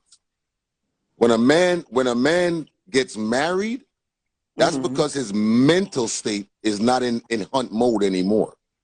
You ever seen when the lion is done with the whole chasing shit, the younger lions go get him. So this is what I'm trying to explain to you. There's a such thing called a mental state where a man is not going to want to hunt anymore, and that's when When his dick is in heaven. Right. Exactly. Because you have it all figured out. It is hey. Go no more. It goes some men never get to that point. Some men never get to the point of not wanting to hunt anymore. And that's when you get somebody that is not like-minded as you are. You might be at that point where you want to settle down and be a wife, right? And he might want convenience. He might want comfortability, but mentally, he's not ready to stop hunting. And guess what happens? You get two people, once again, like I've been saying all night, two people that is not of the same minds. That's what you get. And then you end up with the constant cheating, the girls calling your phone, the this, the that, all of that other shit. Because guess what? He probably met the right person at the wrong time. You get what I'm saying to you? So if you take your time to understand that person and know who you're dealing with, because like I said, there's a lot of manipulators out there that might take you for a joyride. But if you take the time to really meet this person and know this person and know what this person is dealing with, you have a better chance of having a successful relationship. That's all I'm saying, and that's all I've been saying all night. I'm not saying there's people that is not full of shit. I'm not saying there's people that don't get married for love. I'm not saying that. I'm saying to you that if both of you are on the same page, you have more chance of having a successful relationship than another person who two people is on two different pages. I agree. So if I'm in love with you, I don't want you marrying me if you love me. If you got love for me. Don't want that. I'm good on that. If I believe that God should be at the forefront of my marriage, I don't want you marrying me if you don't believe that God is at the forefront. I don't want you coming to me telling me, oh, marriage is just a piece of paper anyway. If you look at marriage in that aspect, then guess you're not what? the person. You're not the person for me. Mm-hmm. And it's that simple. Got it. This is why men need a platform to voice how they think, because once y'all understand how we think and what we do, why we do what we do, and it'll make it easier for you to distinguish the fuckeries from the good ones, right? The problem is y'all don't know how to tell the difference, and y'all label all of us the same, and we're not. I agree with that. No, the problem is that not everyone comes with good intentions.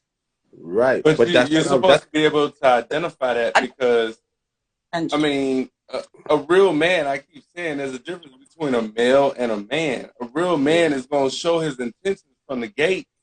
And you know what? A lot of times, I'm going to tell you this, right? Go ahead. I'm sorry. No, that's okay. I was just going to say, a lot of times women disregard a man because they feel like with us showing our real intentions, it's us flirting when we just being a man. If I open up a door, that came from what I saw growing up as a child. Oh, he flirting. Nah, I don't want you. I was just being a gentleman. You know what I'm saying? Or if I say, hey, if I see you outside and you pumping your gas and it's 30 degrees and I offer to pump your gas, oh, you trying to holler. No, I was raised under that, so I was just offering. So I stopped offering. I'm like, shit. But guess what? I got married, so I can do it in my marriage. Let me ask all of y'all a question on here. Any one of y'all, including you, Drew, have y'all ever bought a piece of jewelry that was fake, not knowing it was fake? Of course. Anybody ever bought that, like thinking it was a real gold chain, and then have any of you done that before? Back then, yeah. All right, so when that happens to you, right, and you buy this chain, and the chain starts getting fake, or it starts turning green, or you look at the color and you realize that it's not real, right? What prevents you from buying another fake gold chain? Paying closer attention to the next time when you do a purchase, you paying attention to the content. Okay. Well, I'll go study what makes a gold chain a real gold chain versus a fake chain, because it's gold plated, it's gold. Okay. So I'll go study the point that I'm making to you is, a lot of times we tend to not take the signs of what is real and what is fake. That's true. Guess what? If you buy a fake chain today, it might be looking pretty on your neck for 2 weeks. Yeah. After a while, you get a rash. It starts changing colors, all this other stuff that's happening. Same thing goes with us. If you stay around somebody long enough, they're going to prove to you who they are. Yep. Now, it's up to you if you want to take those signs and move forward or move away. That's true. It is up to you. You understand what I'm saying? Some of y'all keep picking the same type of niggas. Some of y'all pick the same type of women and then want to complain when shit go left.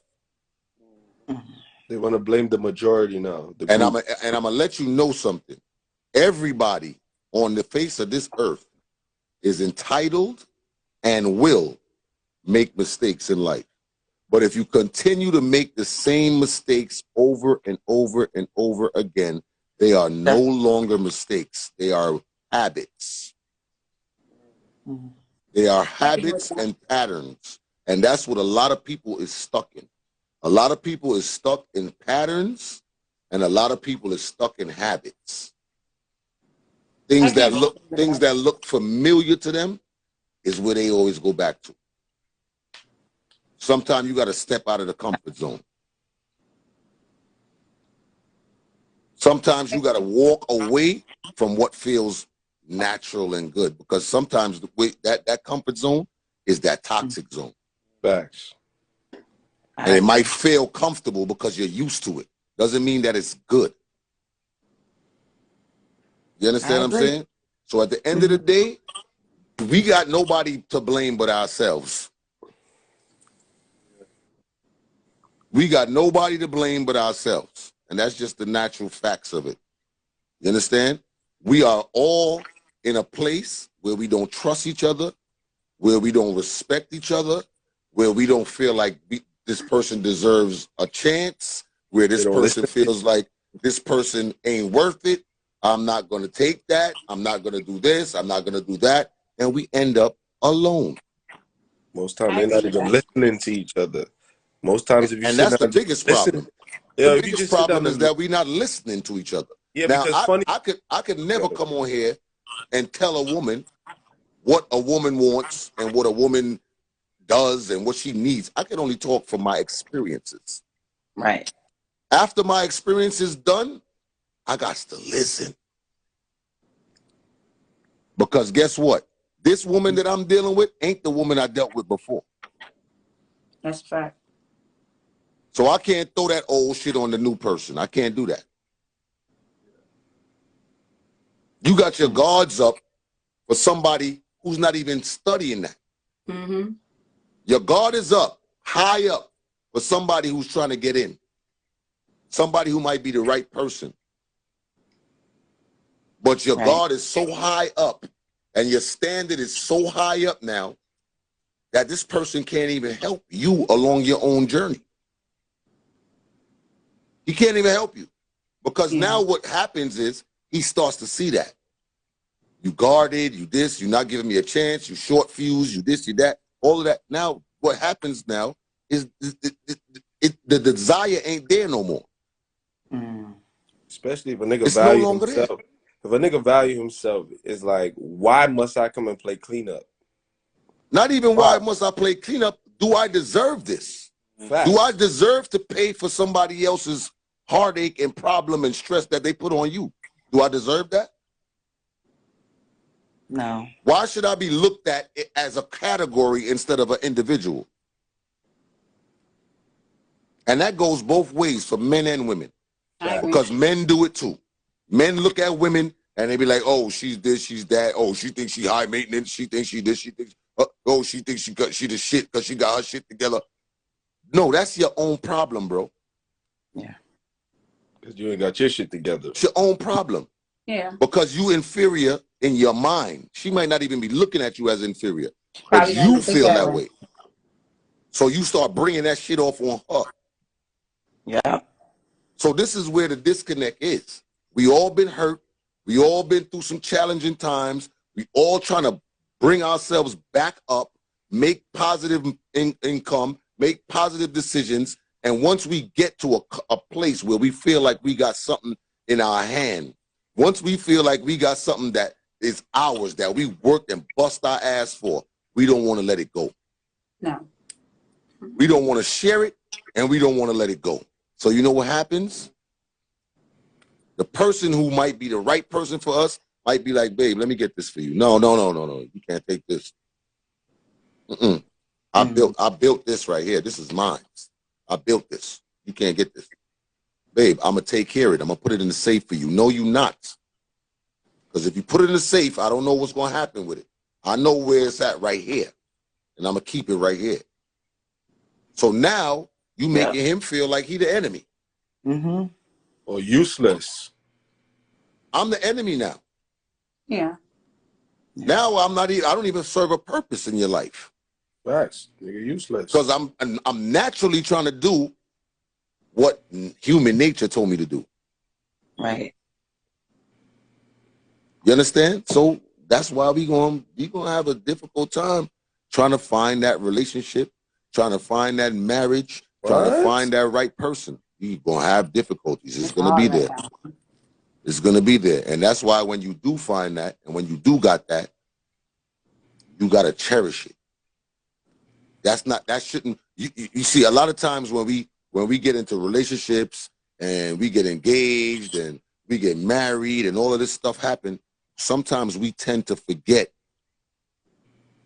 what road we went down to get that in the first place. We forget because the challenges come along. So when the challenges come along, we start forgetting all the nights we was on the phone for hours, all the trips we took, all the dinners we went to, all the compromising we had, all the conversations that we confided in each other in. We forget all of that when the challenges come around. Now it's, oh, I don't need this bullshit. This shit is bullshit. I don't need that. I don't need it. That's why you got women practicing abstinence, and you got men that's not with the bullshit. I'm not trying to fall in love with this, with that, because guess what? We at a place now where we done came from years ago, long time ago. We done came from that place. But we forgot how we got here. You understand what I'm saying? So always try to remember, and that's why I talk about relationships. When I talk about relationships, I talk about the value of the relationship, the value of it. Yes, we're going to go through problems. Yes, we're going to have our disagreements. Yes, I might sleep a night out of the fucking bed and sleep on the couch. Yes, that might happen. But we value the relationship way more than to just throw our hands up and say it's over. For a temporary feeling. Because I respect what you bring to my life, and you respect what I bring to your life. Yeah. The moment we lose that, we done. It's over. Yeah, I learned from, my past relationship that if I want D to be happy, I can't relive or mimic the stuff that went on in my past relationship because it was real toxic. You know what I'm saying? And so, and I was the one that was, catching the heat. Like, the chick was doing this and doing that. And I'm like, damn, you said earlier about looking for, one man in every man. She was that type of chick. You know what I'm saying? And I don't know if y'all have ever heard of the 80-20 rule, but I asked her about this once before. Do I give you 80% of what you want? And are you willing to take or be okay with not having that other 20%? She said, well, it's about 75-25. I was like, okay. But she was still looking. Yeah. Right?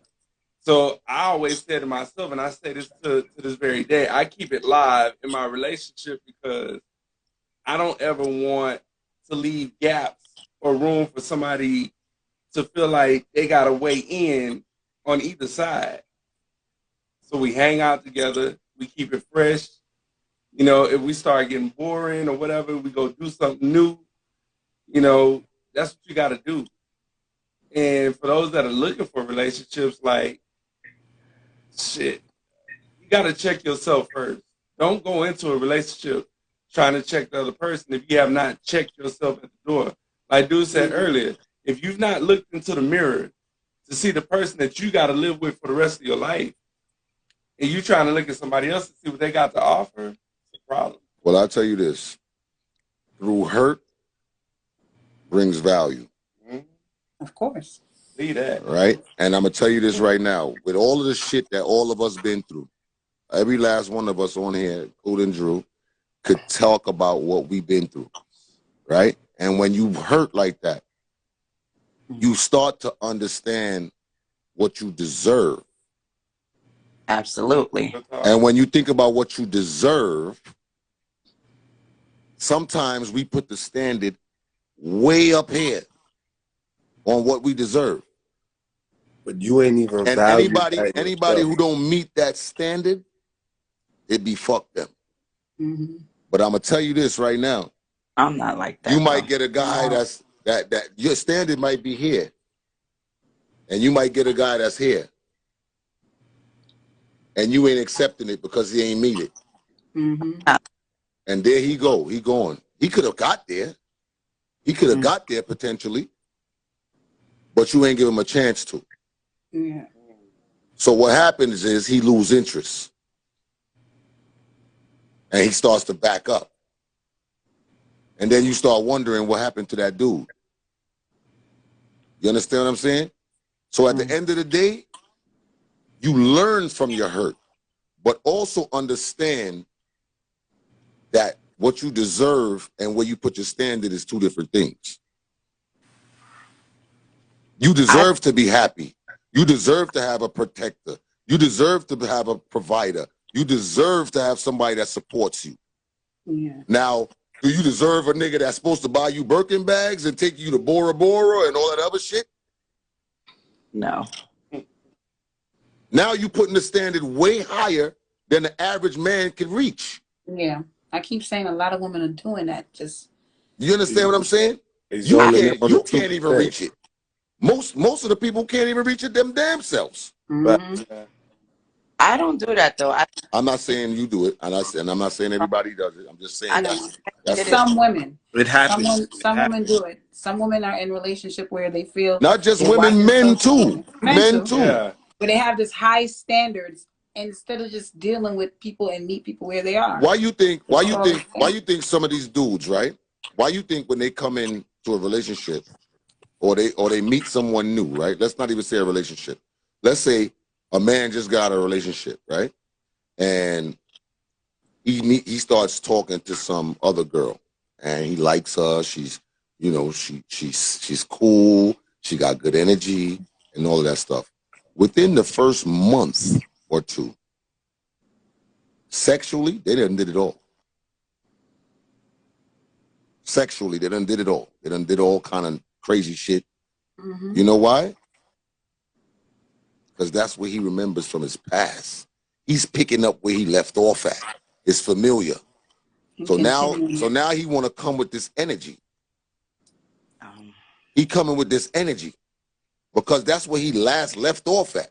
He left off from getting head and nothing in the face and all of this crazy shit. No, that's a fact. Then he come to you and start all over again.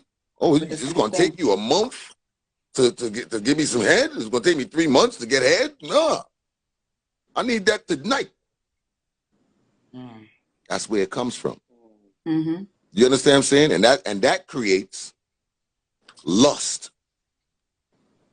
He might like you and all that, but guess what? You ain't doing the crazy shit. I'm off this.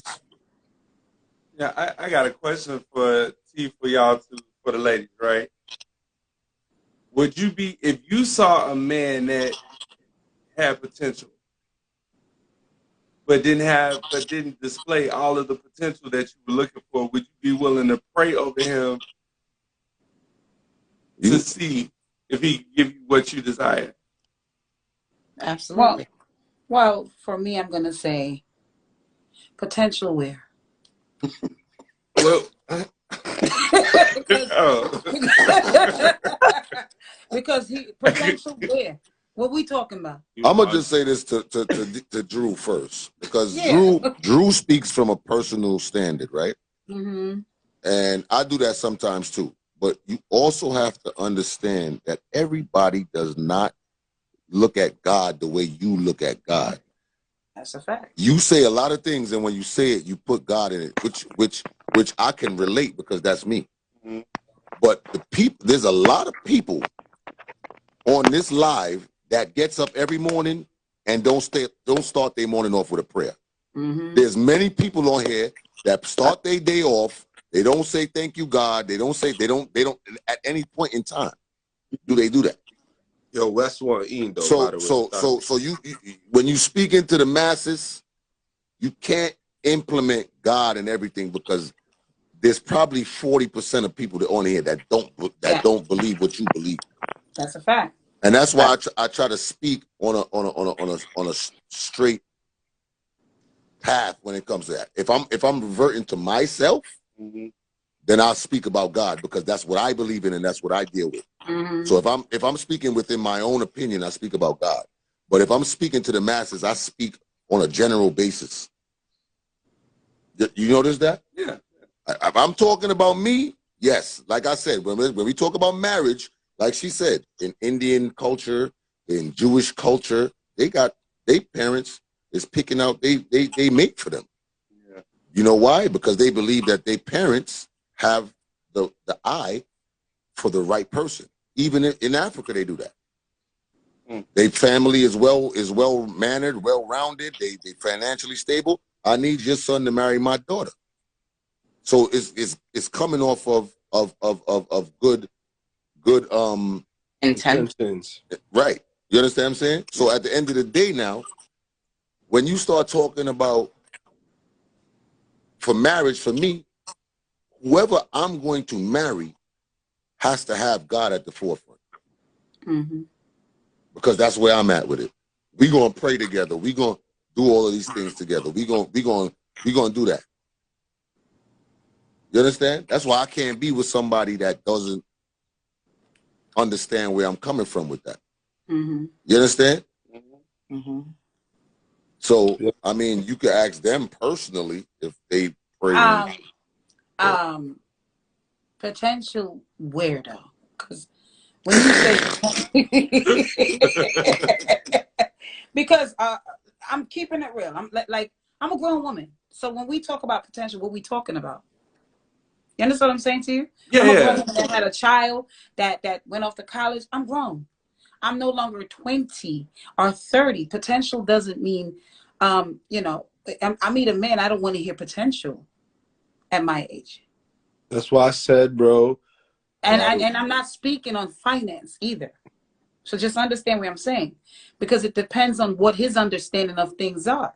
We could have, you know, so what potential are we talking about? Well, that's the reason. Did he take care of himself mentally? You get what I'm trying to say? So it's so many intricate things.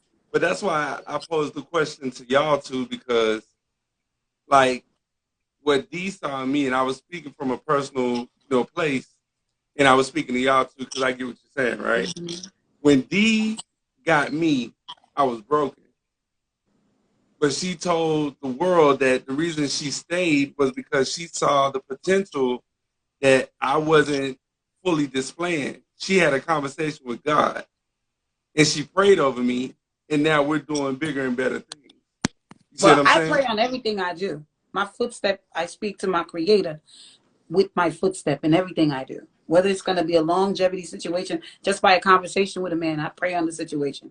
The thing is this: when I speak on potential, what is he doing with himself? Is he somebody that, and broke? Any one of us could be broke financially. Because I'm not talking financially. When I look at the potential in you're saying potential, where's that person mentally and emotionally? I'm not willing to just go for potential in a human being. Well, I You know think, what I'm trying to say? yeah, and I think with her, it wasn't just the word potential. There was action with that, but it was she knew that I never really had anybody on my side to believe in me to help me get to the other side of the potential she saw. You see what I'm saying? Because I get what you're saying. A dude walking around at 45, 50 talking about he a rapper. Sweetie, I'm gonna let somebody else in. All right, sweetie. You understand what I'm saying? You get me. I appreciate you for calling in. Thank you. Yeah. All right. I could meet a man that's a rapper at 39, saying he's a rapper, and he got potential. I ain't got time for that. I ain't got no time for that. And a 39-year-old rapper, what? Good night, sir. So that's what I'm saying. Potential where we at in our lives? I feel you. You know. I think that when we talk about Wes. What's up, Wes? I think that when we talk about potential, we talk about potential of being a better man than you are, and that's the same thing that I was talking about earlier, right? We talk about growth. We talking about progression. We talk about these things, right? Now, you might meet a great man. Nobody on the face of this earth is ever going to be where they want to be because of natural human instinct, right? Now let's say, for example, my ultimate goal is to have $10 million. Along with that $10 million comes with new responsibility, new protection, new everything, right? And also new standards, right? Now, when I get to 10 mil, I'm not going to be comfortable with 10 mil. Now I want 20 20. mil. Yep. Because you might think, all right, 10 mil, all right, cool, blah, blah, blah, blah, blah, right? You thinking all of this, okay, 10 mil, that's mad money. You still got to live. And your lifestyle changes. Yeah. So you're never really where you want to be, is what I'm saying. You never really want to be. You could be comfortable. You could be, you know, in a good space. You could all of that. You could do all of that, but you never gonna be 100% where you want to be. So potential, for me, when I hear potential, is being a better person than I was yesterday. Now, I can't say that I want a girl that has the potential to start a life at this age, just starting to go to school. Let me just go to school. Let me just get a career. Let me just do. That's not the potential we're looking for. Yeah. We talking about people who we can grow with, that is on the standard that we are looking for, that could potentially be a better person than they was yesterday. I agree with that. Because somebody could be potentially, you know, they probably not that spiritually, they're not in tune, but they're willing to learn and sit with you and communicate with you. That's potential that I could say, okay, you know what, he's willing to understand and sit with me and you know, mentor, like, you know, whatever it is, he's willing to do it with me. Those are potential is acceptable. But if you're a rapper or if you just started this, no. Yeah, so what's up, Wes? What's good, man? Y'all up real late. Oh yeah. Tonight is one of those nights. Y'all one of those nights. So I got a question, but I'm tired of shit. So if I ain't making sense, then You look like you was working, by the way. Yeah, bro. I got the new shelf with a bunch of stuff here. I'm gonna tell you right now, right? There's some people that don't need to play toxic as fuck. I'm just gonna put that out there. And I was privy to them. That's all I'm gonna say. Yo, I got the new stock in too, bro. So you're gonna get the other ones in this week. Come on. Thank you very much, sir. You're welcome. But go ahead. Let's get back to my question. Okay, so again, I apologize if I'm not making sense, but to piss my mom off during Christmas, I just started talking all this logically wild shit. So she was asking me like, yo, why aren't you bringing anybody by the house? When am I going to get grandbabies? All the normal mom questions, right? And I was like, yo, why are you asking me when I'm going to bring a wife by or a girl by? What if I have multiple women? She's like, what do you mean by that? Whatever. I'm like, if it's the year 2022, right? And society wants us to believe that what anatomy says is your gender, you have a completely different choice, and we're just supposed to accept it, right? So if we're going to those extremes of anatomy doesn't even define who you are as a person, science doesn't define that, why are our relationship and love standards the same standards that have been placed for 500 years, maybe more or whatever? Like, why are we loving each other since the beginning of time? Since the beginning of time. Why are relationships the same rules as our great-great-grandparents when the world has changed? Like, they had to go on a voyage across the world in a boat that took like 5 years to go and come back, yet we're flying around the country and have sex. We're connected. Y'all are in completely different cities and in different places of the world, and we're all having this conversation. People on here on this live know me as a person, has never met me in their life, and that's normal.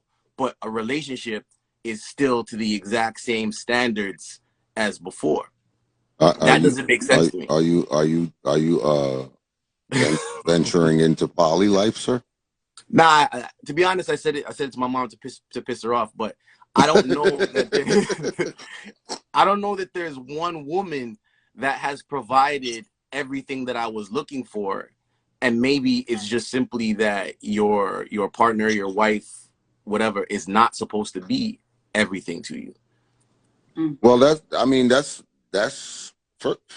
well, see, like I said again, when it comes to me and my belief, the Bible says to put God first.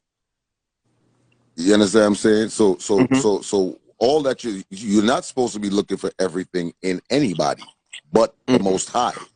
Correct. And the Most High will guide the two of you together, right? Correct. So now what I am not, she would be, and what she's not, I will be, right? So at the end of the day, I'm not looking for a perfect person to be with. I'm not looking for a robot to be with. I'm not looking for somebody who's going to obey my every command or whatever the case may be. I'm not looking for that. I'm looking for somebody who could bring different ideas into my life. Things that may not make sense to me right now may make 100% of sense later on in life. You understand what I'm saying? So we are individuals, right? And we're stuck in our own individuality because what we learn, we don't really want to compromise that for anybody else. And we always act like what we learned is law, right? And that's not always the case, because we could talk about the mistakes that parents made. We could talk about the mistakes that we made. Does that make us bad people? You understand what I'm saying? That doesn't make us bad people. What that actually makes us is growing creatures, because you learn from your mistakes and you switch it and you change it. So for me, I to be honest with you, when it comes to even like polygamy, right? Yeah, I don't know if I could sustain that type of situation, because for one, I love hard, right? And when I love somebody, I love that person. I can't love that people. You understand what I'm saying? I'm gonna love somebody more than I love the other. I'm just telling you that right now. It's gonna happen. It's gonna happen, right? And at the end of the day, do I want to bring somebody into a situation where they're getting less of me than somebody else? Because this, you understand what I'm saying? So no, I get it. But let me flow the concept by you. Like, first of all, we're born sinners, right? And we repent for our sin. We confess. God forgives us. There's no sin. Confess to who? To God. Oh, okay. Yeah, not the priest. Okay, yeah, because like I said, yeah. So I'm gonna try to speak very general without going in specific. But I'm just saying that first, like, there's no, all sins are equal, right? So the fact that we have premarital sex is pretty much the same as having multiple wives. The fact that we have children out of wedlock. How do you get that? Premarital, all sins are equal. Right. So. Oh, okay. You mean on a sinful standard? Okay. Yeah. From sin to sin, right? Then we also accept the fact that we have children out of wedlock, right? So, and that's just what it is. We have the children. We love the children. You move on with your life in terms of potentially finding another partner if that partner didn't work for you. But you're still a father to your children. You're still a mother to your children, right? So why is the concept of having a better partner to have kids with and a better partner to love and be in a relationship with, why is that so crazy when we are already doing it by accident? That's a good ass question. Well, I think if we do it by accident, it's fine. I'll say this, right? As the world progresses, the Bible, because I think that's what we're going off of, right? We're going off of I was waiting for you to bring that up. We're going off of the Bible standard, right? So we're speaking on the Bible standard, right? Which is a book, that manifests itself. Okay, it manifests itself naturally, but the times change. Okay, we're not walking around with donkeys and horses no more. We're not living in stables. We're not doing none of that stuff no more. Miracles are not happening like that. Like at one point in time or whatever the case may be, right? So let me just say this. As life progresses, times change. And as the time change, we have to be able to adapt with the change, right? Now, you could build a house 10 million different ways. However, the standard of building a house is always going to be the same. You have to start with the foundation first and work your way up. Right? Now that foundation is always going to remain the same. Now, do we build a house the same way they built it 10,000 years ago? No, we change it up. Now we got machinery. Now we got different, easier ways, better ways, and all of that other stuff, right? So you adapt to the change. So the change is once upon a time, women or men didn't care about what was good pussy and what was bad cock. The reason why was because once upon a time, biblically speaking, we were all virgins. And you didn't get married. I mean, you didn't have sex. You didn't have sex until you was married, correct? Yeah. So you wouldn't, if you never had sex before, you wouldn't be able to tell a man, oh, you got a little dick. You wouldn't be able to tell a woman, yo, your pum pum no good, because you never experienced it before, so you wouldn't know what that feels like, right? Now, as time changed, we move on where people are having sex out of wedlock. Then it turned into people are having children out of wedlock because of that, because of the sex. Now you got children because you can't be a mechanic without dirty hands. So, you know, that happens. So now we're at a place where, all right, for example, a woman told me the other day, she's like, I'm not having sex until I get married. What? Why are you doing that? Because you're telling me that you're trying to preserve a tainted situation already. You understand what I'm saying? So you have a child, you done had sex with multiple people, you done had threesomes, all kind of stuff, all of this happened, and now the dude that comes into your life today has to wait until he marries you to find out if your vagina is horrible or not. What are we creating there? So at the end of the day, right? It's not about being because we live in a sinful world, period. Correct.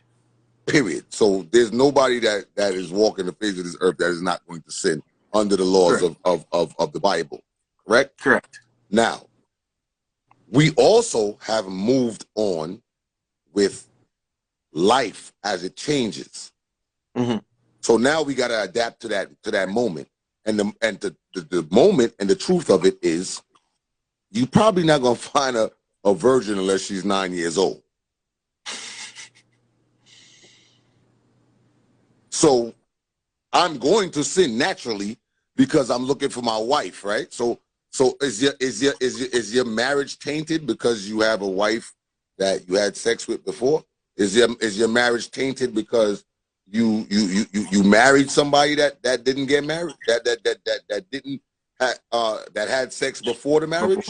I'm a virgin, yeah. You understand what I'm saying? So we just got to move on with the times at the end of the day, because like I said, that Bible that was created and written, it was written for those times, although it still manifests itself up to the day. But that's where my confusion lies. If we accept new things as moving on with the times, what is to be preserved as this is the way that it is? The foundation, as I said. No, I get that. But what is the exact foundation? You saying that man and woman 1-to-1, that's the foundation, that's the first brick, that's the one that doesn't change? I would assume or is unconditional love and providing. You know? I would say this because even listening to what Wes saying, honestly, technically, if you look at even in history to what's going on present, women are more open to other ideas now versus you look even 10, 15 years ago. So even with the idea of poly, a lot of girls are naturally open to that. You know what I'm saying? Not naturally, my bad, let me take that back. Are a little bit more open to that, right? Because if you look at what's going on, there's a man shortage right now. And a lot of women are turning on to each other. So that's already, if you want to technically say it, that's another brick, adding another brick. It's just missing a man in that equation. So women are naturally doing the thing, but you see, they're still locking it down to one-on-one. But it's still an idea that's a little bit more open, but it's in a modern time, right? Because, like, but what about when the man was able to have more than one wife, and all of those things were happening then? Right, but it goes back to like even what Major was saying. Back then, it was a virgin thing, right? So you wouldn't really. And then too is either you gotta remember. Not only the virgin thing, Sodom and Gomorrah happened where they were having all kind of sex. Well, that's in the Bible. And that's why it was destroyed. Yeah, that was just a whole But different. I'm just saying the act still happened then. My whole thing is like I'm not really floating with the poly thing where I have multiple women that I treat the same, and I'm just in a bunch of relationships. But I will tell you that I'm starting to think about a partnership for a child where it doesn't necessarily have a romantic element to it. It's just that you're on the same page that I'm on, and although we might not be together romantically or we might not be in a full relationship, it makes sense for us to have a child because we both have similar morals, we both have similar standards, and this relationship thing with other people just isn't working out. So I prefer to, rather than have an accidental situation with someone that I don't connect with on that level, to it's damn near a business arrangement. So who's saying? You know what I mean? But who's saying there's something wrong with that? No, I'm just floating it out there. My mom said there's something wrong with because it. because we already went bad. We already went wrong already. So yeah. At this point, how is it wrong? Like, you know what I'm saying? Like, Yeah. But No, my mom don't like that idea. But even if y'all fall for the idea of the Bible, right, or what y'all was saying, a lot of the men in the Bible was and had multiple women. So that's why I said the desire of man never changed. But yeah. So it's like is it technically wrong? Is it still wrong? I don't think it's wrong. I think it's just the makeup of man. That's why I never find it a big deal. My thing is with this is like this. Like, even I was looking into the idea of poly like a while back, and I was thinking about it. Not even thinking about it. And I was just like, I can't do that right now because, one, I don't even have the time for that.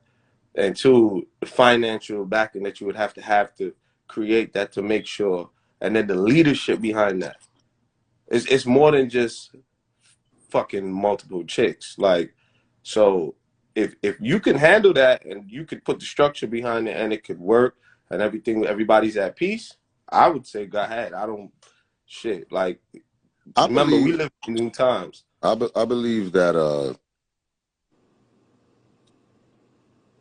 and I'm gonna just be very honest and straightforward, right? I wouldn't expect anything less. Exactly. I believe that you do what works for you. Yeah. Because getting into that conversation, it'll be an ongoing conversation, and it won't stop. It will not stop. So at the end of the day, you do what works for you. If people believe in poly or monogamy or polyandry or whatever, you do what works for you, right? Do what makes you happy, bro. At the end of the fucking day. But let's be honest, though. Are we participating in those activities without even knowing it, though? Yes. Because we are doing it. Yes, because here's what: if a nigga got multiple, no, you're not. Listen, if a nigga got multiple chicks and they don't know each other, technically he is. They just don't know. He is. Poly is a unified we understanding. I understand, but that's the only difference. We're not gonna make an excuse for cheating, bro. I'm not talking about the cheating part, bro. What I'm just saying is a natural nigga who don't have no girlfriend but have a multiple chicks, right? You're dating. Huh? You're dating. Right. Poly in the closet. What? But what I'm saying is poly in the closet. That's what I call it. Y'all right, but it still have some of the similar ideas. Yeah. It does have some of the similar. Y'all are doing the same thing. It's some of the similar. The only difference is y'all are doing the same thing. What are you talking about? Listen. The only difference is all these chicks either don't know each other, didn't sign up for this. Brother, what I'm saying hold on, let me just say this. If you're not committed to anyone, nobody has to know anybody. It's not a commitment. That's what I'm trying to explain to you. You're dating. If you're dating and you're not committed to one person, I don't owe anybody any obligation to tell them about anything that I'm doing, because guess what? I'm not committed to you. Now, if I'm committing to somebody and I got other people, that's cheating. Right. So, and if I'm poly both people know about each other, and we might even live in the same house. Those are 3 different instances I just gave you, bro. Mm-hmm. If Right. a woman, if a woman is not your woman, if she's not committed to you, and she says, yeah, I don't think I could see you tonight because I'm going on a different date. I'm going on a date with somebody. You have absolutely no reason to be upset. Facts. What are you upset about? She's not committed to you, bro. And that's what men tend to think or do, right? Because at the end of the day, right, you are dating a woman, right? And you might be dating multiple women, and you might have this one that you're more serious about. Now, if you commit to this woman, right, because what's going to happen is you're only going to commit to a woman that you feel has value, right? Mm. So when you commit to this woman that has value, you're trying to commit to her because you want to take her off the market. Because you know that she has value. So you taking her off the market. Just like when people go and lay away on something. They done made 1,000 of them motherfuckers. Why you laying away on this one? Because it's probably the last one in the store. You understand what I'm saying? And you don't want nobody to come get it. So I'm going to put a little $25 on that so nobody could get it. You understand what I'm saying? So at the end of the day, you're trying to take this woman off the market because you feel like this is the woman that you need. So now you start brushing everybody else off. Yo, I'm good. You know, it's respectfully, you know, I appreciate it, but I'm good. Now you lock in with this girl. That's totally different from what we're talking about right now. You understand what I'm saying? So you made you touched on a topic earlier. You were talking about the hunt, right? Mm-hmm. The hunt. What does the hunt have anything to do with a relationship? No. So, is it possible for a man to want a relationship, desire a relationship, be fully I want to use the word committed loosely, responsible, let's say, responsible to providing in that relationship and still have the desire to hunt? Yes. Of course. So then should that man not be in a relationship or be in a relationship? Whatever works for them. Right. Because for them meaning that the woman has to approve of no. Whatever the agreement is let's between just male and female. Let's just be honest, right? And let's just be open and transparent. Because the times we're living in is different. What we're speaking on is biblical standard. Mm-hmm. That's what we're speaking on right now. We're speaking on Western standard, on biblical standard. There's nothing wrong with what you're saying in Nigeria. There's nothing wrong with what you're saying in Yemen. There's nothing. You understand what I'm saying to you? So we're speaking on our tradition and we're speaking on our belief. Not everybody believes that. So if you're gonna, and that's what I'm trying to tell you about foundation, right? If we're going off of biblical terms, if we're going off of our tradition and our standards, then you have to stick to that standard. You can't take, let's say for example, Christianity and put it in the middle of Muslim or Islam. You understand what I'm saying? You can't do that. It's not going to work because it's 2 different beliefs. It's 2 different ways of life. You understand what I'm saying? So at the end of the day, that's why I said the foundation still stays the same. You still build a house the same way you build a house. You understand what I'm saying? You got to start with the basement and work your way up. You get what I'm saying? So at the end of the day, we're speaking off of biblical terms. Do you get me? And that's why there's so much tension in the world, because of the difference of beliefs. That's why you got Tel Aviv and Pakistan warring and this one warring and that, because the difference of beliefs. Because everybody's fighting for what's right, but everybody's not fighting for what works for them. Everybody want to push this on everybody else. That's why I don't have those kind of argumentative conversations about religion or politics and those type of things, because guess what? You're going to believe what you believe. And if you was raised in that, there's nothing I'm going to tell you that's going to change. You can hear my ideology and you can listen to what I'm saying, but it's never going to make sense really. Or even on another level, if that's where your happiness lies, bro, who am I to tell you to not chase your happiness? If being, go ahead. No, I was gonna say, like, I'm gonna keep it all the way 100. Like, there's a lot of conflict between happiness and what's right with God or what's right with religion a lot of times, and we tend to chase the things that make us happy, or like, you know, the more immediate pleasure, and kind of lose off of what we know is right and what we know is with God. The more questions that we have usually is because we're straying further and further away from religion or from God or from the things that we know are morally correct. So a lot of the times the gray area is the things that are not morally correct that we've accepted as the norm.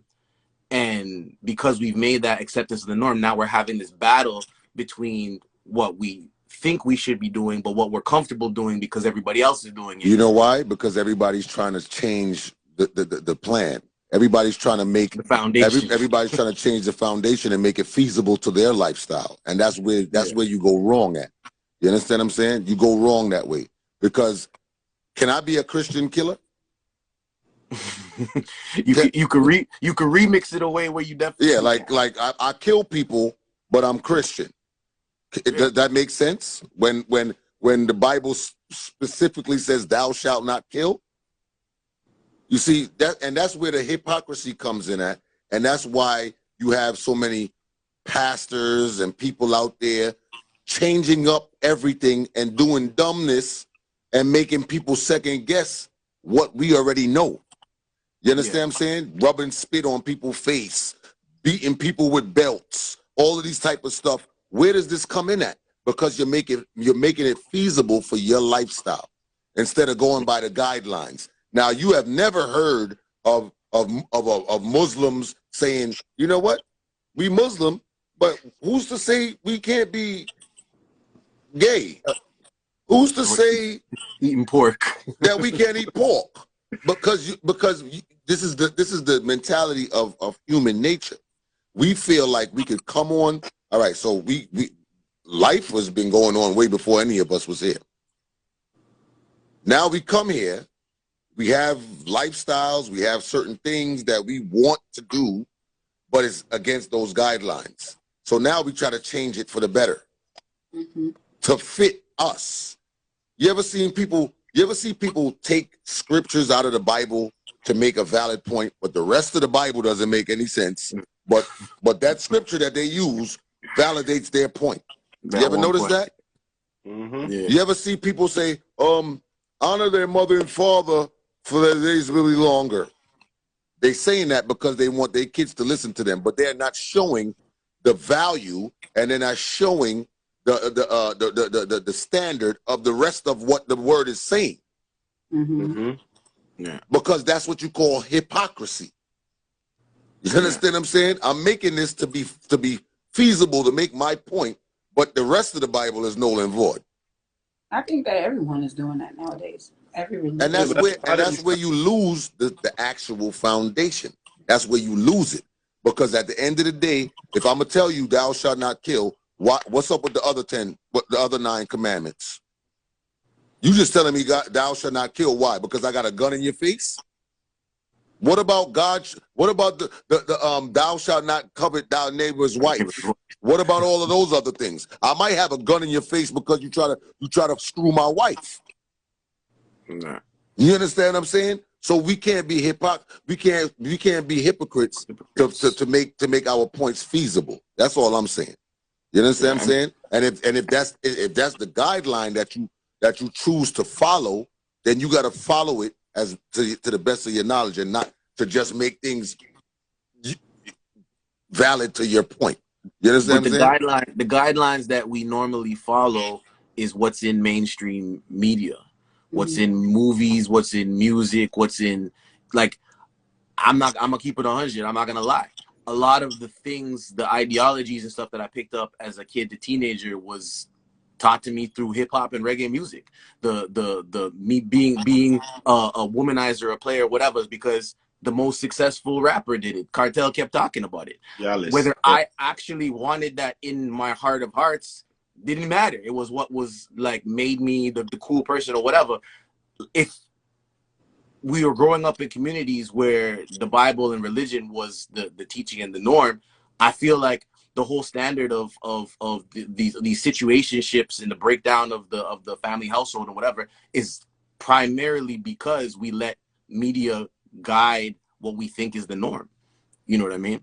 Well, we was raised in an era where all right, and a culture where murder is glorified, having multiple women is glorified, making a lot of children is glorified with whoever, right? So all of these things is glorified, right? Because if you listen to any song, especially in dancehall, what are the three or four or five topics that we talk about? Hip hop too, bro. Huh? Hip hop too, yeah. Yeah, but I'm just saying, of course, because our culture, I get right. But I'm just saying, smoking, period. Weed, right? drinking. Exactly, right? So dancing. So what in you told you that was not okay? My mother. My mother from I was born telling me that those were the wrong things to do, and then somehow I thought that I could listen to the music and separate my actions and what my mindset was from the music, which some of it's obviously going to seep in. Okay, so now, as a grown man living on your own, put away everything that your mother told you. What in you tells you that that's not the way you're supposed to live? Well, still like the foundation of religion and my mother. That's the two things that as a grown man I still carry with me. You know but you can still say to yourself you want to make your own choices, correct? 100% my own choices, but the foundation is there from those two things. Absolutely, and it's and that structure foundation, yeah, that foundation is going to be there, but as a man going into the world, because the Bible says, so shall a man leave his mother and father and become one with his wife. That's what the Bible says, right? All right, so you're out on your own now, right? And you have a conscience regardless. So do you believe that your conscience come from your mother and your father's teachings as well? No, there's definitely a spiritual element to it that is, I would say, is straight God, spirit, however you want to, what you call it, that's separate from religion as well. Okay, so when you are making decisions in life, what helps you to make the better choice than the worst choice? The moral code and your intuition. Like exactly same thing. Spirit, like I have like you can call it energy, you can call it God, you can call it the Holy Spirit, you can call it whatever, like, but there's a certain moral thing that's not necessarily like, oh, I learned that this was wrong. There's something that's just in my heart that I can't do certain shit as well. Right. So that's what I'm saying. You have your own intuition, regardless of what you were taught, because a lot of us were taught certain things and got far away from that. You understand what I'm saying? You have your own spiritual intuition, and regardless of what we were listening to in that music, at some point in time, you became a person of your own that said, "Nah, that's not cool." Yeah, like 100%. And it was even there when I was listening to the music. Like, I never murder nobody, but at the same time, I didn't want anybody to feel me a pussy either. Like, you know what I mean? Like, I never kill you, but I have to defend my thing because the music said. Of course, you know what I'm saying? Of course, of course. So that's what I'm trying to tell you. Regardless of what we were taught from our parents, regardless of the music that we listen to, your spiritual intuition will tell you exactly what you need to be doing, what you not need to be doing. You understand what I'm saying? Yeah. So I guess I'm gonna like I came on here to just ask questions and like the same way I was trying to piss my mom off, just poke the bear, listen, like get questions out to the room, and I'm gonna kind of end on saying, although I may be a little bit confused at times as to what to follow, at the end of the day, the choice that what I was asking you about with making this and that decision based on society, there's certain choices that we can make that will work better based on the way that we're living our lives right now. But those choices are not usually in alignment with what's moral. Well, I'll say this. The race is not for the swift, but who can endure it. We don't live for society. That's number one. That's important, because you even said it the last time in the polygamy talk, if we could bottle up clout and sell that shit, it's hard to have an understanding of your own self-consciousness when the whole crowd is moving in one direction. But guess what? At the end of the day, you lose yourself trying to follow the pack. You're going to always lose yourself following the pack. Guess what? The only person that knows where they're going is the leader of that pack. If there's 10 sheep, I mean, if there's most time when you see sheep, you see 30, 40 sheep walking together, right? Who's leading? Shepherd. Depending on what you're talking about, but yeah, most times it's if there's no shepherd and you just see them walking, who's leading? one in front. They all moving in a motion. They don't even know where they're going half the time. Whoever in the front. They don't even know where they're going. Yeah. If one sheep was to look and say, yo, I don't know where we're going, but there's some grass over there that I could graze over here. He looked like the odd one, but at the end of the day, he making his own moves. So you can't move with society all the time. Sometimes you have to hold some type of standard and hold some type of moral and value and self-consciousness within yourself. Because all of us have that consciousness within us. God, when God said he made us in his image,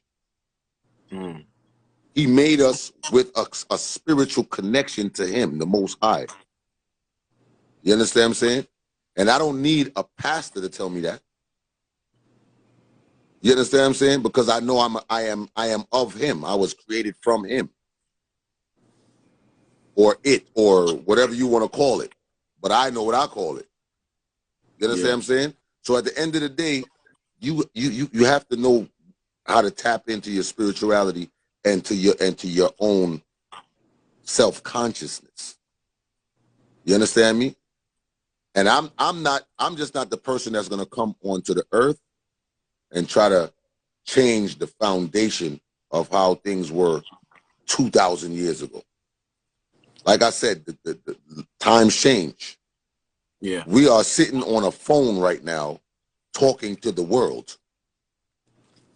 20 years ago, we couldn't do that. But the value of communication and the first person who discovered a phone, we wouldn't have this if he didn't discover that. You understand what I'm saying? So the foundation is always going to stay the same. So for me, I try to stick to the foundation. Yes, the times are going to change. The world is going to change.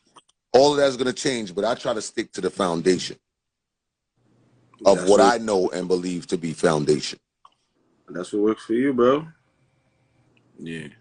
That's how I would say, because right now in the times we living in, bro, you just got to work with what works for you.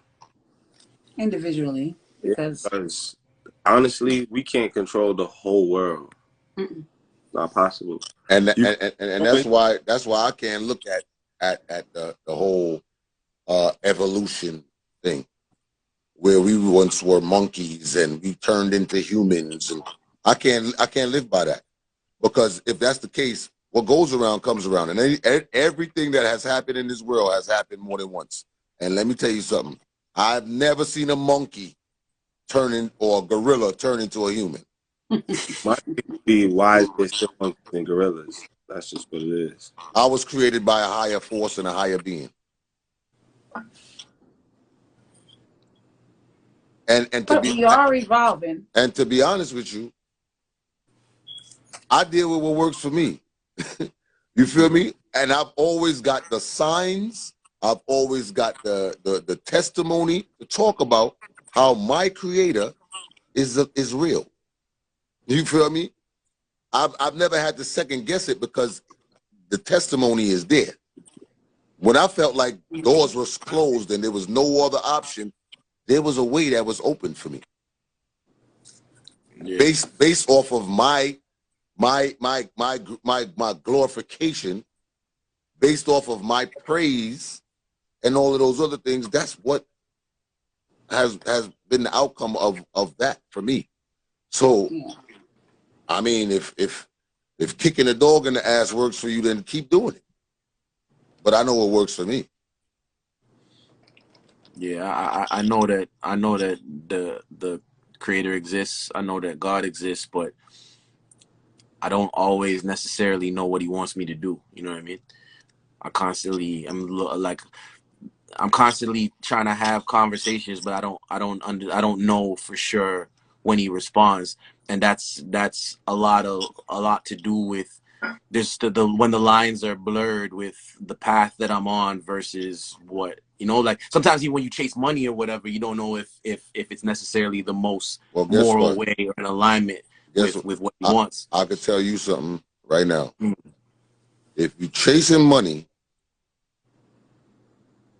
that's not what he wants you to do. Because your purpose will provide for you. Your purpose will bring that money. It's a fact. You understand what I'm saying? Your purpose, your gift, your talent, whatever your purpose is on this earth, it's going to bring revenue, period. That's a fact. Period. So you jumping over your purpose to get something that is already going to be provided for you through your purpose. So the clarity that you need is what your actual purpose is. That's the conversation you need to be having. And you got to tap into your spirituality with that. With your purpose. Now, you know me for years, Wes. You was the first dude. You was the first dude to ever bring me to Canada. When I was busting my ass, going down under tunnels and doing electricity and all of these other things, when I was doing all of that, and I got laid off from my job, when I took that leap of faith to become a comedian, I didn't know what the hell I was doing. I didn't know how I was going to provide for my children. I didn't know what the outcome was going to be, but I know that I felt it. I felt it within my heart that this is what I was supposed to be doing. Now, remember, I've been a musician since I was 8, playing 8 different instruments, going on shows with my grandfather, touring and doing all of these things at 8 years old. So for me, it was a little rougher for me because that's what I learned at a young age. So that's what I thought my purpose was. Then I became a DJ, and I toured the world being a DJ. And then I thought that's what my purpose was. Then I started singing and creating music and becoming a producer. And then I felt maybe this is what I'm supposed to do. But guess what? Not until your back is against the wall and you have no other choice, that's when he makes things clearer for you. That's you. Because let me tell you something. When I became a comedian, I didn't know the value of it. I didn't know what I was doing. I didn't know. I stood on stage, didn't write down not one joke, and I just went on stage and I was just being myself. Just being myself. And for like 3 hours. And it wasn't about the music. I mean, it wasn't about the money, because you know what I charged you when I first came to Canada. I think I charged you like $300 or $500 the first time I came there. So it wasn't about the money for me. You understand what I'm saying? Later on, I understood the value of what I'm doing. I understand the value. You understand? So at the end of the day, it wasn't never about the money for me. I didn't have a clue on how I was going to provide for my children. I didn't have a clue on how my bills was going to get paid. I didn't have a clue on if I was going to ever own a house. When was I going to own a house? When was I going to get a vehicle? When would I be able to pay my bills without thinking that, damn, I got this much left. How am I dealing with next month? None of that. None of that. It is not until God opened my eyes and said, listen, you're talented. And I instilled all of these talents in you. But you know what I look at my journey as to be? A stepping stone. Because guess what? There is no job more difficult than being a public speaker. And add making people laugh on top of that. So you know what my journey was? To be able to go on stage at 7 years old, playing a trombone or playing a saxophone, and then go into a crowd of people behind turntables and going to Germany and going to Japan and all of these places in front of 40,000 people, festivals. You know what that was grooming me for? For what I am today. Right now. The person that can stand up on a stage with no music behind me, no DJ behind me, no instrument behind me, just me, my confidence, my gift, and that microphone. You know, when I get on stage, you know how I do. We done did multiple shows together where we had 2 shows in one night, 3 shows in one night. And I look to the curtain and Wes is like, we got another show. Get off. Because I'm just being who I am. I'm not thinking about the check. I'm not thinking about how much money I'm going to make when I leave here. I'm thinking about those people leaving here satisfied, happy, and uplifted and inspired. That's what I'm thinking about. So if you're thinking about the bread, then you starting off wrong right there. Yeah. Because you know why? You have the ability to bring a crowd. You have the ability to formulate a team. You have the ability to be a leader. You have the ability to organize certain things. And the money came because of that talent that you had. Not everybody could do that, bro. Right. Not everybody could do that. You understand? Yeah, and that's exactly like you're getting back to exactly what the point was, where it's like there's certain points when you could be walking in your purpose, but that's when it gets convoluted between, like, because you get used to getting money. Now you might be doing certain things that's outside of your purpose for the bag, and it gets confusing at that point, because you know what I'm trying to say? Like, yeah, like that's let the bag grow. Let the bag grow. Don't worry about the bag. That's gonna come naturally. Guess what? Guess what?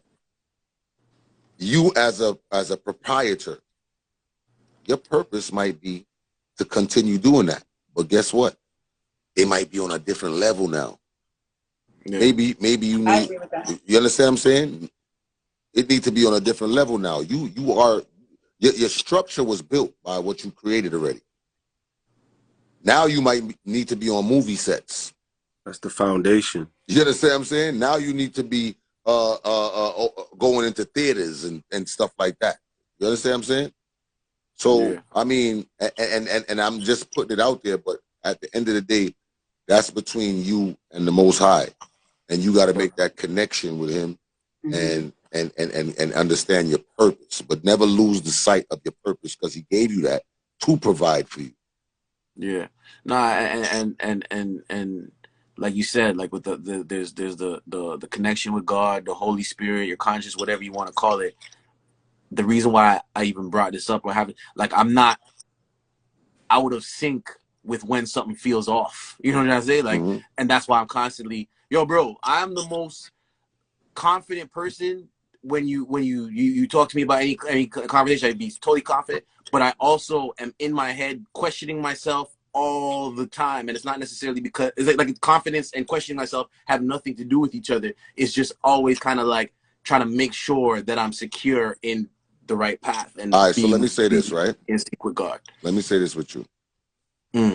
You know why Instagram is lasting so long? Why? Because of comfortability. We as human beings, once we learn something and we get comfortable with it, we don't want to switch to nothing else. Facts. We don't want to switch to nothing else. You understand me? If a new platform come out right now, it's going to take a while for everybody to say, we fucking with that over there. You ever tried to get your followers or your listeners or whoever to go over to another platform to follow you? Yeah. You ever tried it? You ever try to send people over to YouTube? Hey, go watch my YouTube video. No. I have 101 followers on YouTube. I'm here right now. This is where I'm watching it at, sir. Yeah. which might be just to press two different buttons. Two buttons. And open another app. Comfortability. Right? And when we get comfortable, that means that you have leveled up on that chapter already. You see, when you start feeling the uncomfortable feeling, that's your new level right there. Mm-hmm. That's your new level opening up. Now, when your new level open up, you're going to get uncomfortable. You're going to get confused, but you still got to keep that foundation. You still got to keep that. Because guess what? Now I'm uncomfortable. Now it's a reset button. Although that is already done. This new chapter is going to bring new blessings. That's a fact.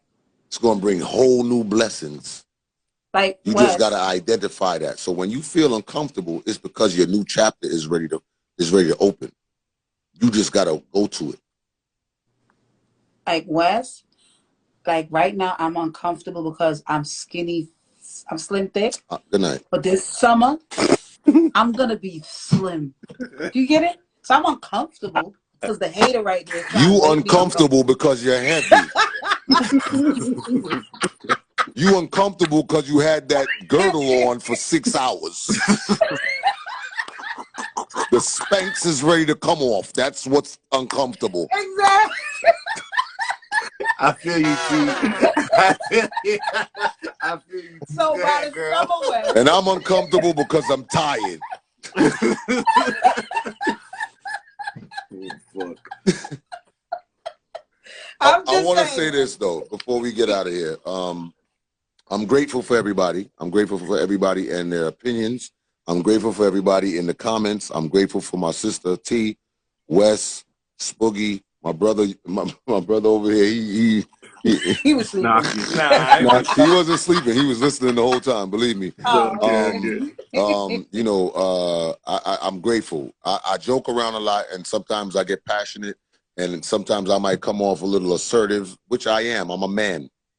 Yeah. I'm a man. I'm assertive. I'm a man, and that's how we express ourselves.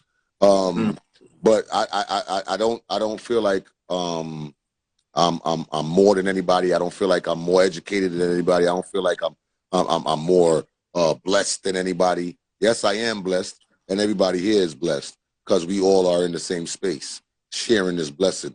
So I appreciate everybody for being up this late with us. You know, and I hope that everybody has taken something positive away from this whole conversation. You know what I mean? You know, we talk our shit, we talk our mess, we have a good time. But at the end of the day, let me tell you something. Since I've been a little kid, you might say something to me, and it might not register right here and now. But when I go back and I revisit it later on, it makes perfect sense, or it's bullshit. And that's how I do it. I don't just, you know, stick to one force and one thing because that's what I know. No, I evaluate situations and I make it, you know. So I appreciate everybody, man, and thank you for everybody for making this conversation interesting and useful. And I hope that everybody continues to grow and stay blessed and stay prayed up. And don't lose yourself in this society. That's I'm gonna tell everybody that. Social media. Do not lose yourself in the society and what is going on. Like I know I know everybody don't believe in the Bible, but I tell you one thing: the Bible spoke about all of the stuff that is happening right now. So, you know, whatever works for you, you work with it, and you know, let it be useful to you. And your legacy, and that's just what it is, man. Anybody else have anything to say before we go? Drew, anybody? Well, I would say is that you know, Major's a prime example of being in his own purpose, And, you know, you're blessed to have someone to be able to share those information to you. You understand what I'm saying? So just tap into your own thing. You're doing the work and don't question it. Go be a creative. And Wes, always know that you could call me at any given time, my brother. You know that already. You know I take full advantage of that, man. Absolutely. But yeah, it's like I think that the like 2 years of not being on road, I took over 100. No, you know, I took over 100 flights in 2019. You probably took 200 flights. But the go. I took 9 flights before we locked down, and I've been locked down for almost 2 years since. Next month is gonna be 2 years, and self-reflection was already a thing of mine, but that's time 100 right now. You know what I mean? Well, Wes, I want you to walk away just thinking about this. The 2 years that we've been in the pandemic, and you've been home and you've been questioning yourself. Look at the fact that you created a brand, you and Major, and you guys are still going and still moving. So pay attention to that. That's growth. For sure. That also is something that you would have never done on your own time. Exactly. So sometimes, because you'd have been doing shows. Sometimes life has to slow us down for us to really understand where we're going. Well, exactly. Next step. Exactly, Spooky. Sometimes we just give thanks for the process, you know. Mm-hmm. Yeah, man. Because look at me now. My girls are back out in these streets. They've been locked away for 12 years, and now they free. Fucking true. Drew just popped back on the screen. Nah, man, but I love y'all for real. Yeah, man, much love. I love. Let me tell you something, man. I'm gonna keep it real with you. I love my platform. I love the way we utilize it. I love the people who stand by it, and I love the people that make it useful for them, because this platform ain't just mine. It's for everybody. You know what I'm saying? And I try to do as much community work and empathetic work that I can possibly do. I've always been that, and I've always tried to use this platform for nothing but positive and upliftment, and that's what I'm going to continue to do. So, you know, this one point, however much followers I got, it's all of us united, and that's what we're going to continue to do. We're going to continue to have fun. We're going to continue to learn. We're going to continue to laugh, have jokes, and be there for each other in challenging times. My brother, Uncle Drew, behind me, that's my brother, and he's been more of a real friend than people I've known for 25 years. So you know, it's not about you know, how long you know somebody and stuff like that. It's about the genuine heart and the genuine love that people have for you. You know what I'm saying? And Wes is a brother of mine that lived how many miles away, but guess what? That's my brother, and I feel his presence even when he's not around. You know what I'm saying? So that's real. You know, Uncle Drew is going through a difficult time right now. He lost his sister, and you know, I just want everybody to keep him and his family in your prayers. You know what I mean? Because, you know, that's what it is, man. You know, we got to be here for each other. So that's what we live by, and that's what we show. You know what I'm saying? So, fact. True. Yeah. Damn. So much love. I condolence, True. Condolences too, bro. You already know. Yeah, man. Stay strong, bro. Hey, I don't break easily. Thank God. We building an empire, Wes. Believe it or not. Oh, Yeah. Right in front of our haters, our enemies, our bad wishes. We are building an empire right here, and we got to stay grounded. We got to stay tight, close, and be each other's crutches, man. You know what I'm saying? Like, I agree. 100. You know, 100%. so at all times, man. You know, I'm gonna send this off to you tomorrow. Absolutely, people, make sure y'all get the Toxic as Fuck game. Whew. That game is yo. Let me tell you something. We played it the other day, and Drew was like this. Let me tell you how Drew was. Drew was like this. He was like this. Man, this game is a motherfucker, man. Drew. and then he said he picked the card, right? And he picked the card. He put the card down. He said, "Man, this game, man, this is the new shit right here, man." I'm well invested in this goddamn game. So I mean, you know, we had a good time. The game is lit. People, make sure y'all get it. Toxic as fuck. Make sure y'all follow the page. Toxic as fuck. But Toxic AF Game on Instagram. ToxicAFGame.com. Make sure y'all go get y'all a copy of the tickets. I mean, copy of the game because we got. And you gotta get the tickets to the Toxic AF show. That's why you got confused. Yeah. So we got edition 1 and we got edition 2, Lovers and Friends edition. So it's 2 parts to the game so far. We're gonna go up probably about to 6 or 7. And then, you know, we also working on the Playing for Keeps dating game card game as well. We're working on that. We got How You Meme is another game that we got. We got What Are You Playing? That is another game that we got. And there's some samples within the Toxic as Fuck game that you know what I'm saying? So we got a lot of games out here, man. The link's still in your bio, bro? Y'all ready for the We got everything here. We got the whole Are You Dumb collection. Yeah. We got everything here. Everything is there. Oh wow. Everything. Somebody said Major play some music. You better go to bed. Right? Yeah, and also February the 13th in New York City, King's Theater is the place to be. Toxic as Fuck comedy show. We're gonna have a great time. We're gonna turn up, and bro, that's what it is. There 100%. You better. 100%. You better. Let's hope. So we're gonna have a good time. We're gonna turn up. We're gonna continue to do what we do and stay positive. Big up to everybody for tuning in. Much blessings to y'all. I hope y'all have a blessed Friday. Yes. Stay blessed, man. It's the weekend. Don't let nobody change your mood, your spirit, your vibe. Stay conscious about your surroundings and the people that you surround yourself around.